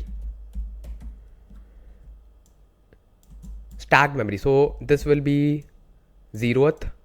This will be, you can say, the first, or you can say, you can interchange it like the way how you are just reading it from bottom or top. So the thing is, in short, the latest stash will be on the top. Simple. The latest stash will be on the top. So the new stash that I'll be creating now will be on the top. Okay. And this will be at the bottom, and it will be removed in the same way. That is why I call it as tagged. Just check the spelling. Okay. So now everything is fine. Ansh Lamba, we need our development back. You promised us that your development is there. Yeah. Let me just tell you. So you can simply say git stash. Okay. Apply. And now if you just say git stash apply, by default, it will apply the latest stash on top of your branch, automatically. But the good practice is you tell what stash you want. I want stash at the rate 0th. I know we just have one stash, but you should always tell it. Error, unknown switch, git stash apply. Why? Let me just see where I am. I am on dev1. So what's your problem, man? Git stash, okay, apply, and then maybe I need to use capital S. Stash at the rate 0. Unknown switch. I think they have just deprecated this particular at the rate and these curly braces. Okay, I don't need to worry. I can simply use git stash and apply. It will automatically apply the latest stash on top of our branch. Perfect. As you can see, my development is back. Very good. My development is back. That is the best thing. The best thing. Now, if you just want to make any commit, same thing. You will simply take these changes into the staging area, and from the staging area, you will just take it to the repository, that is the commit area. Make sense? Very good. If I say git stash, what should I see now? List. Stash is still there. Yes, you need to remove it manually. And how you can just do that? You will simply say git stash pop, and this time it will simply pop it. What is saying? Your local changes would be overwritten. Oh yeah, obviously, because we didn't actually, you can say, committed it. So till the time it is not committed, it will not be popped up. That makes sense, and that is a kind of guardrail that it has applied. So that is fine. So what I will do, I will simply say git add dot git commit, because now this development is completed. Finally done. Finally work done. Okay, perfect. Now you can see git graph, and here is our changes. See. So this is dev1, and stash is still there, because stash is, you can say, available for all the branches, basically for all the repository. Anyone can use it for any branch. Yes, that is the advantage of stash. Okay, so this is our master branch, this is our dev1 branch, and this is our stash. Even if we say, hey, just show us git stash list. See, I still have that particular stash. If I say git stash pop, now I can simply pop it. Now it is popped up. If I say git stash list, I should not see it. See, nothing, empty. Now my stashing list is empty. Make sense? Make sense? That is the concept of stashing. And yes, we just looked at how you can just use the latest stash. Let's actually see, hey, how to use apply, because I never actually used apply method a lot, because obviously whenever I just switch the branch, I immediately add those features, and it is what it is. We can simply say git stash apply. Let's see. Git stash push include untracked. Okay. Okay. In Git, the git stash command is used to save the current state of your working directory. Git stash apply. See, this is also using this. Maybe they have just recently upgraded it. I don't know. Git stash apply. Oh, maybe we just need to use double quotes. Maybe. Oh, exactly. Yes. Whenever we use special characters, I think use double quotes. Let's try with that one. But for that, we just need to create a new change. Yeah. I can simply say manager again called me. Okay. Control S. Let's say git stash push -m, and then let's say my serious development. Okay. If I say git stash list, okay, this is my stashing. Okay, perfect. Now if I say git switch branch,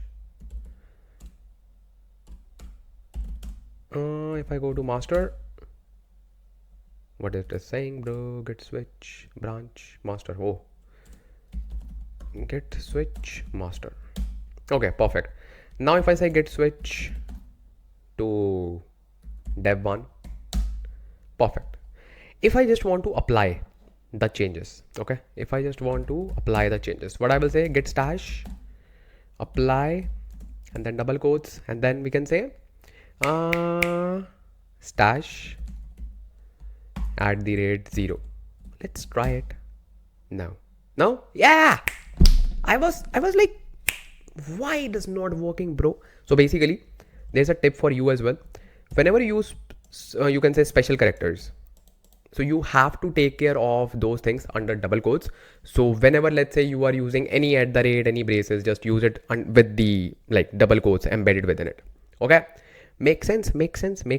I hope it makes sense. So that was all about stashing, and that's how you can just switch branches even if you do not have any kind of commits available, and you have to switch the branches, and your development will not be going anywhere. It will be there, as you can see. So here as well, let me just quickly add this as well. Git commit. Okay, then -m. Done, bro. Done. Now we're gonna just look at some advanced things. Okay, we will be just looking at some remote repo, and we will be just working with GitHub now. Okay, it's time to just work with GitHub, and you should be aware of GitHub as well. So let's actually see what are those common things that you'll be just working, like how to clone, how to push, how to do blah blah blah things, because now you are well versed with Git. Now you can just play with those, you can say, remote servers, remote things that you need to do. One thing that is a kind of small homework for you, because I expect this thing from you, because now you have learned so much in Git. So I know that you are smart enough to complete this task. The task is, you need to create your GitHub account. Okay, you need to set up all the things like your username, your email ID, whatever you want to do. Just go to the GitHub website, create your account, register your email ID, and that's it. This is the thing that I can expect from you. Okay, just do this right away. Make sense? And then after you do that, you need to run this command, which is git config, or we will just do that, don't worry.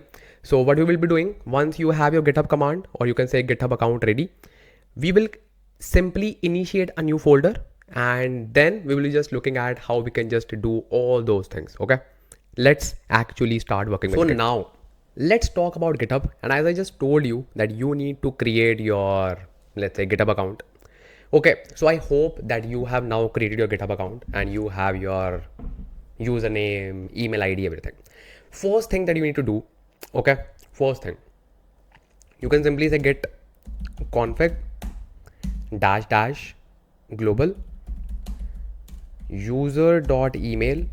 Okay, and then put your email ID, your GitHub email account. Okay, or not or, and after this, user.name, and then put your username. Like what is the username? Username is your GitHub username that you have to put. Make sense? So you have to run these two commands. What it will do, if you would have used your previous email ID, so it will simply overwrite it. Make sense? Make sense? Make sense? Make sense? So it will simply overwrite your username or user email ID. Okay. Or you can do one thing. You can also create a new repository or basically new folder and then start fresh. I would simply say, if you want to do that. Okay. If you want to do that, because it will be a quick revision for you, how to initialize Git, and then before that pass your Git config file and everything. Okay. But you can just run in the current directory, current repository as well. Why? Because it is just a global file. Okay.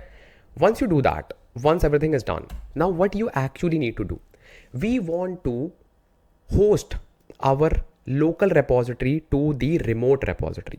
Now, what is a remote repository? GitHub. Okay. Makes sense. Makes sense. Okay. So let's actually go to GitHub repository and let's talk about it. So this is my GitHub repository. Okay. If I see repositories, I have like 33 repositories so far, and we will be creating a new one and I will delete it. Don't worry. So first of all, what you will do, you will simply create a new repo. Okay. Here, I will simply name it as, let's say, Ansh Git tutorial. Make sense? Okay. Description is fine. It is a public repo. Okay. You can even create private, but public is fine. You need to add readme file. Yes, just please. So this will set main as a default branch. You can even change it. So main is a new name for master. So that is fine. Okay. Create repository. So this is the repository that I have, and I just have main branch. That's it. That's it. Okay.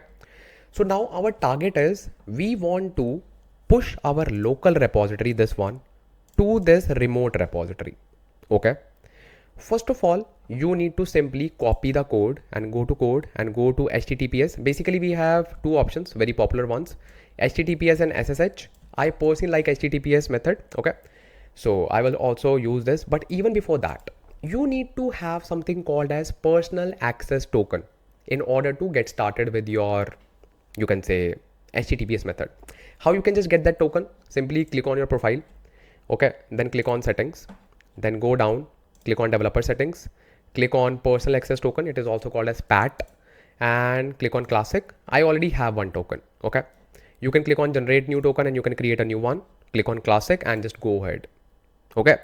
Once you have the token, just copy and paste that token, because that token will not be, you can say, visible after that. So you simply need to store that token in a secure place. Make sense? Okay, very good. Now what I will do, I will simply go to this repo, which is Ansh Git tutorial. Okay. So I will simply go and grab this URL.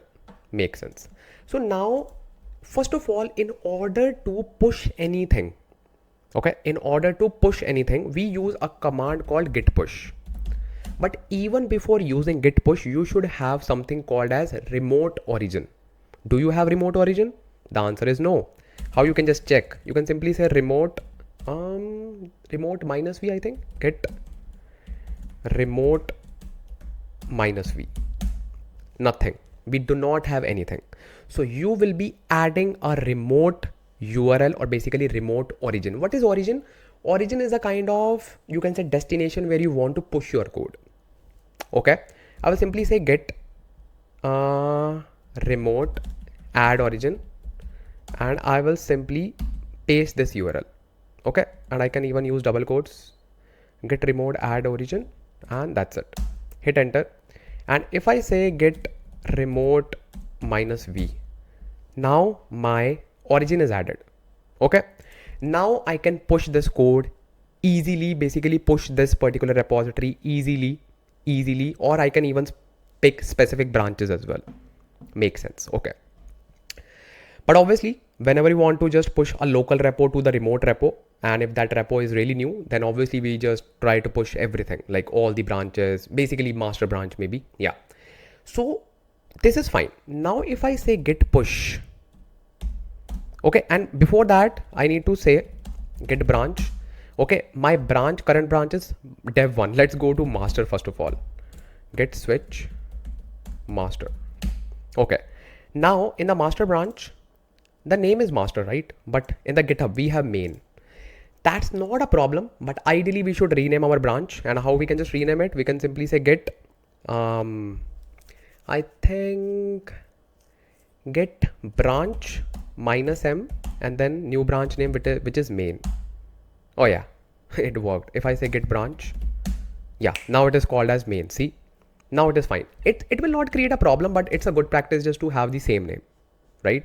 If I say git push and if I say main, what I will say, main does not appear to be a git repository and blah blah blah. Yeah, obviously, because I need to just tell like where I need to push. Okay, so let's grab the push code, git push. So git push and then remote and then branch. Okay, makes sense. See more, git push origin main. Oh, I just forgot to add origin. Where I want to push? I want to push this repository to the origin. What is origin? Origin, you already know, bro. If I say git remote -v, okay, you should see this is your origin, right? So you want to push to this repository. I will simply say git push origin main and you will see a magic. Boom. Boom. What is happening? Wait. Yes, this is the magic. So the thing is, what do you think? You can grab the URL of any GitHub profile and you can just simply push the code. Is it that easy? Yes, it is that easy. Only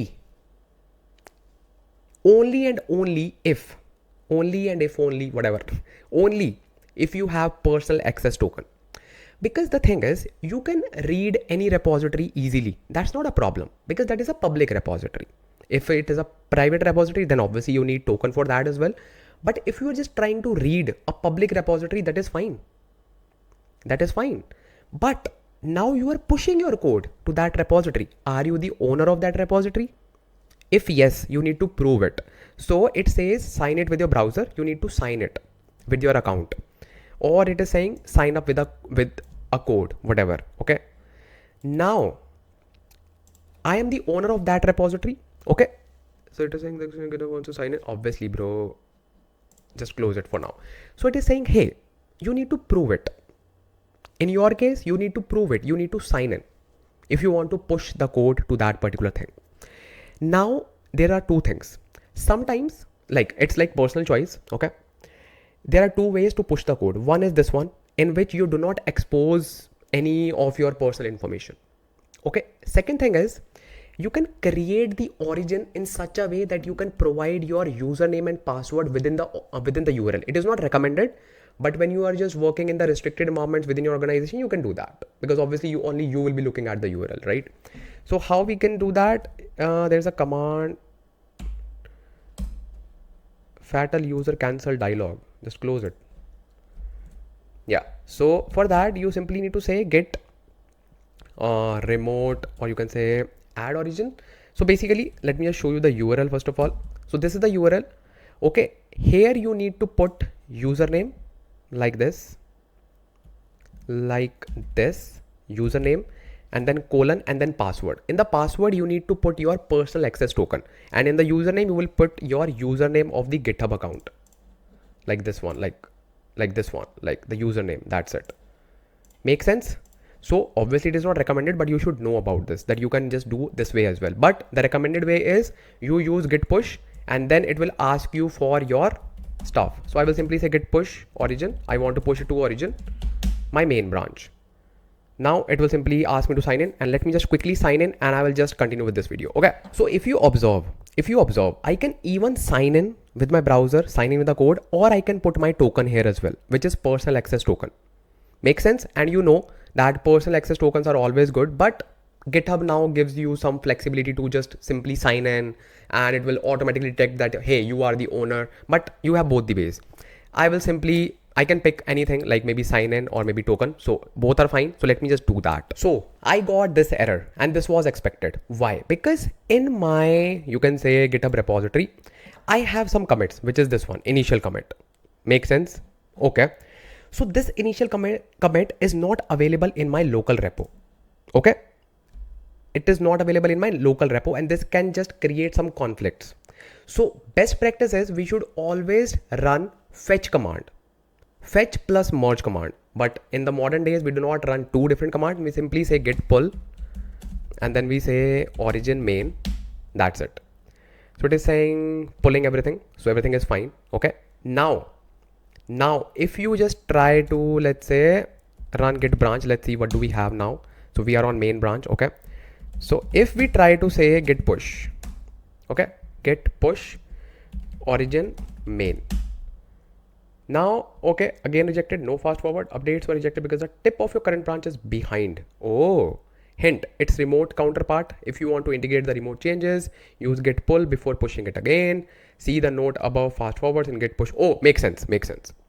So let me just show you what happened. So if I say git pull origin main, okay, it will simply say refusing to merge unrelated histories. Okay. The thing is, you have created a local repo from scratch. Ideally, we do not do that. Okay. We first create the remote repo, then we clone it, and then we do our stuff. But that's not the scenario for all the time. Okay. You create local repo as well from scratch, but not every time. That is why it is very critical to handle. But I will tell you. So what happens?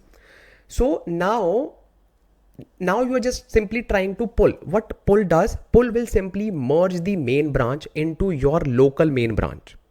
But it is saying, hey, that is a different Git. You have a different Git. How I can merge it?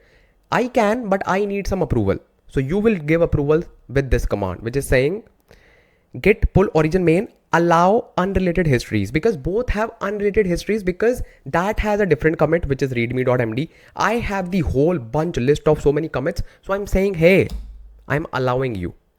I am allowing you. Okay. So now it is simply saying, hey, this is the message, and I'm good with the message. As you can see the screen, it is simply asking me for the message, and I'm good with that. I am good with that. Okay. I'll simply say pick this, and that's it. So everything is now good. If I say clear, okay. Now if I say git push and origin main, now done. Now it is done, 100% done. I'm so sure. Let's go and check out. If I refresh it, see, all the things are here. All the folder are here. Silver, Gitignore, readme, data ingest, readme.md, everything is there. Everything. And if I check the branch, only main branch is there. Why? Because we just pushed only and only the main branch. Only and only the main branch. Make sense? So this happens when you actually try to push a local repo which doesn't even exist on the GitHub. But now what happens? So let me just summarize like what actually happened. So first of all, you created your repo locally. Makes sense. Very good. You created a repo on the GitHub. Very good. You wanted to push your local repo to the remote repo. Makes sense. Very good. So far, so good. You actually, first of all, set up the origin because you need a destination. You set it up. Very good. You provided personal access token. That means you proved that you are the owner. Very good. When you ran git push command, git push origin main, but you were simply saying, hey, this is my main branch, push it to the remote repo. That is fine. It was saying, hold on. Remote repo has some changes. Did you merge it in your local branch? You said no. How you can just do that? Using git pull command. Git pull origin main. Git pull origin main. Make sense? So that way it will simply pull all the changes from the remote repo and it will simply merge it. Make sense? And obviously it will ask for the message, whatever message you want to give. Perfect. Then you want to push it. Then automatically everything will be fine. Everything will be fine. And you can see that our GitHub repo is hosted on GitHub. See, everything is there. Very good. This was tutorial for basically taking your GitHub repo from scratch. But ideally, or you can say not ideally, like what is the second phase, or you can say second scenario, when you already have a repo in GitHub, maybe you have initialized the repo in the remote server, basically GitHub, then you want to start your project after creating the remote repo. What is the scenario for that? Let's talk about that now, because that is equally important. And I would say in most of the cases, we first create the remote repo, then we clone it, and then we just do our development, and then we push the changes. That's how we do. Let's take an example and let's continue this development. So what we will do, we will create a different folder basically from scratch. We will simply clone this repo and then we will simply do some development. Let's do it, because this way your understanding will be next level. Let's see. So now let's talk about what we need to do. First of all, let me just close it. Let's say this one. So basically I need some blank screen. So let's say we have this particular repo, this one. Okay. Now let's say I want to just start my new project with this particular repo. Okay. How I can just do that? It's very simple. Go to VS Code, go to open folder, because that's what you will be doing. So let's create a new folder. I will simply say Ansh remote clone. Hit enter, select folder. So we are here in this particular repo. Make sense? Okay. If I open the terminal and if I say git status, nothing, because this is not a Git repository. We all know that. And do not run git init. No. By the way, you do not need to run your global file again and again, because that is already fixed for your whole the system, but you can still run it just for the, you can say, safe side. But I will simply say git clone. Okay. And this is the URL that I want to clone it. What will happen? This is the folder that is created for me. See, everything, everything is there for me. See, everything. Wow. This is literally wow. Whatever do I have, everything. If I say cd and if I go inside this folder, Ansh git tutorial. Okay. Then I will simply say clear. Okay. So now I am into this particular folder. If I say git status, yes, it is saying you are on branch main. Your branch is up to date with origin main. Okay. And I can also see the branch that I have, git branch. It is saying changes not staged for commit, git modified this. Yeah, because this file is not here. Okay. And I can simply say git add dot and git commit minus m, let's say initial commit. Kind of. Okay. Readme modified. Okay, so this is modified, right? Okay, readme.md. Okay, makes sense. Okay, so this is empty. Okay, I got it. So this is fine. No need to worry, because it is simply saying, hey, this file is modified and this file is there in the GitHub repo as well with capital readme and all. So this is fine. So if I say git add then dot, if I say git status, it simply says, hey, this is modified. That means we do not have anything to do with this. If I say git add readme.md, okay, and if I say git status, then simply say it is just modified. So it is simply saying, hey, git add file to update what will be committed. Use git restore file to discard changes in working directory. That is fine. So now you have cloned this repo, right? Yeah, you have cloned this repo. Okay, makes sense. Now let's say I want to create a new branch. If I say branch, because fatal not a git repository. Oh man, I just need to say cd and then Ansh get tutorial. Okay, if I say git branch, so I'm on the main branch. So whenever we clone any repo, any repo, we do not make changes directly in that particular, you can say, branch, main branch. We always create a new branch. It's called feature branch. Let's say git switch -c. Okay, and I'm simply saying feature one. Simple. Let's create it. And in this particular branch, I want to, let's say, add a new file. Okay, I'll simply say open source development. Okay, let's say this is the file and I want to say I am contributing to the Ansh Git. Okay, makes sense. I will simply save it. Okay, and perfect. So I have simply saved it. Makes sense. Okay, so now what will happen? If I say git status, or you can say git status, so it is simply saying, hey, you are on feature one branch and you have this particular file to update and blah blah blah. So if I say git add And if I say git status, I will still see that particular thing, which is saying, hey, you are on branch feature 1, change is not staged for commit, and all those things. Okay, makes sense. And if I say, okay, I was like, why I cannot see this file? Because this file is created here and I wanted to create this file here. Move. Okay, now I can say git add and git status. Oops, git status. Okay, so it is saying, hey, this is the new file, open source. Perfect. I will simply say git commit. Okay, -m, and I will simply say open source contribution.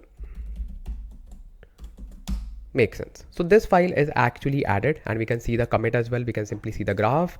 If I see or go here, this is the graph that I can see. Okay, so this is the graph that I am seeing here. Okay, it is saying commit and this is the feature 1 branch. That's it. Makes sense. So this is the branch feature 1. Now if I say git branch, I am on feature 1. So do you know what? Now you will say, hey, can we, what it is saying, man, readme.m. Oh, so these are the changes that I'm getting from this particular thing, feature 1. Commit changes of feature 1. Yeah, we can just commit it. Yes, fail to get open git log. I think there's something wrong with this particular file that we can fix later, or we can simply discard this file. Not a big deal. Okay. So what I was saying that, hey, we are currently on the feature branch, right? CD and then Ansh git tutorial. Perfect. Now if I say git branch, I am here. Git branch. I'm on feature 1. So I was saying that we can, yes, merge this feature 1 branch into the main branch, and then we can push the main branch again. But do you know what? We never do that. Really, yeah, we never do that. Every time we push the feature branch to the remote repo and there we simply merge it. Oh, that's a good practice. Okay. So what I will do, I will simply say, first of all, I will check the origin. You will say, Ansh Lamba, at least create the origin, because you need to push the code to remote repo and you need an origin. The good thing is you do not need an origin now. Why? Because you created the repo using clone method. So GitHub, or you can say Git, automatically confirms, or you can say set your cloned URL as your origin. If you say git origin -v, you will see git origin is not a git command. See, oh, git -v, no, git remote -v. Oops. So I didn't set this origin this time. It is automatically set by the Git. That is the advantage. So if I say git push, and if I say feature 1, origin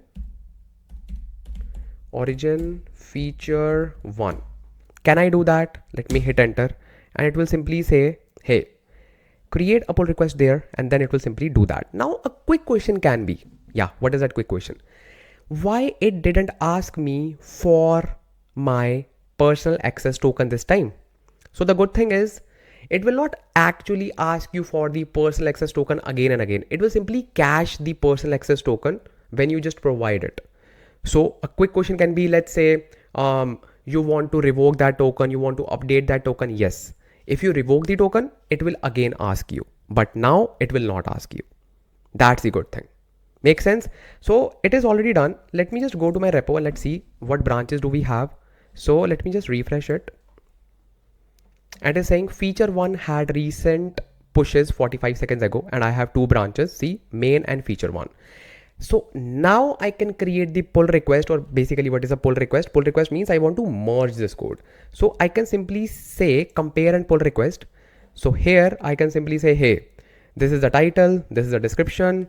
And if I want to see what it is actually doing, I am contributing to the Ansh Lamba Git. This is the content split. If I want to just see the split version, I can see unified, everything, right? So this is the split version, this is the unified version. Split means, see, this is your file and this is the thing that will be added. Okay. So now if you want to do that, you can simply say create pull request. and you can say create pull request, and it will actually creating the pull request for you. And now you can say merge pull request, and I will simply say complete merge, confirm merge, and then it is done. Your pull request successfully merged and closed. Now what is this delete branch? So when you have successfully merged your feature one, if you want to keep it, you can keep it. Otherwise it will simply be merged. If I go here on the, you can say main page, Ansh tutorial, I should see that file. It is here, open source dev.txt, which was not there, right? That's how you work with Git. Yes, there are so many things to explore. More you explore, more you will learn, but this is the building block for your Git and GitHub journey. And I hope that this video is really helpful, will be really helpful, because you will be just revisiting on this video just to make notes, just to, let's say, see a specific part of the video, because this video is split into the dedicated chapters. So it's up to you. Make sense? So I hope you loved the video, and if you loved the video, I know you loved the video, just drop a lovely comment in the comment section and just click on the video that is coming on the screen, and I will see you there.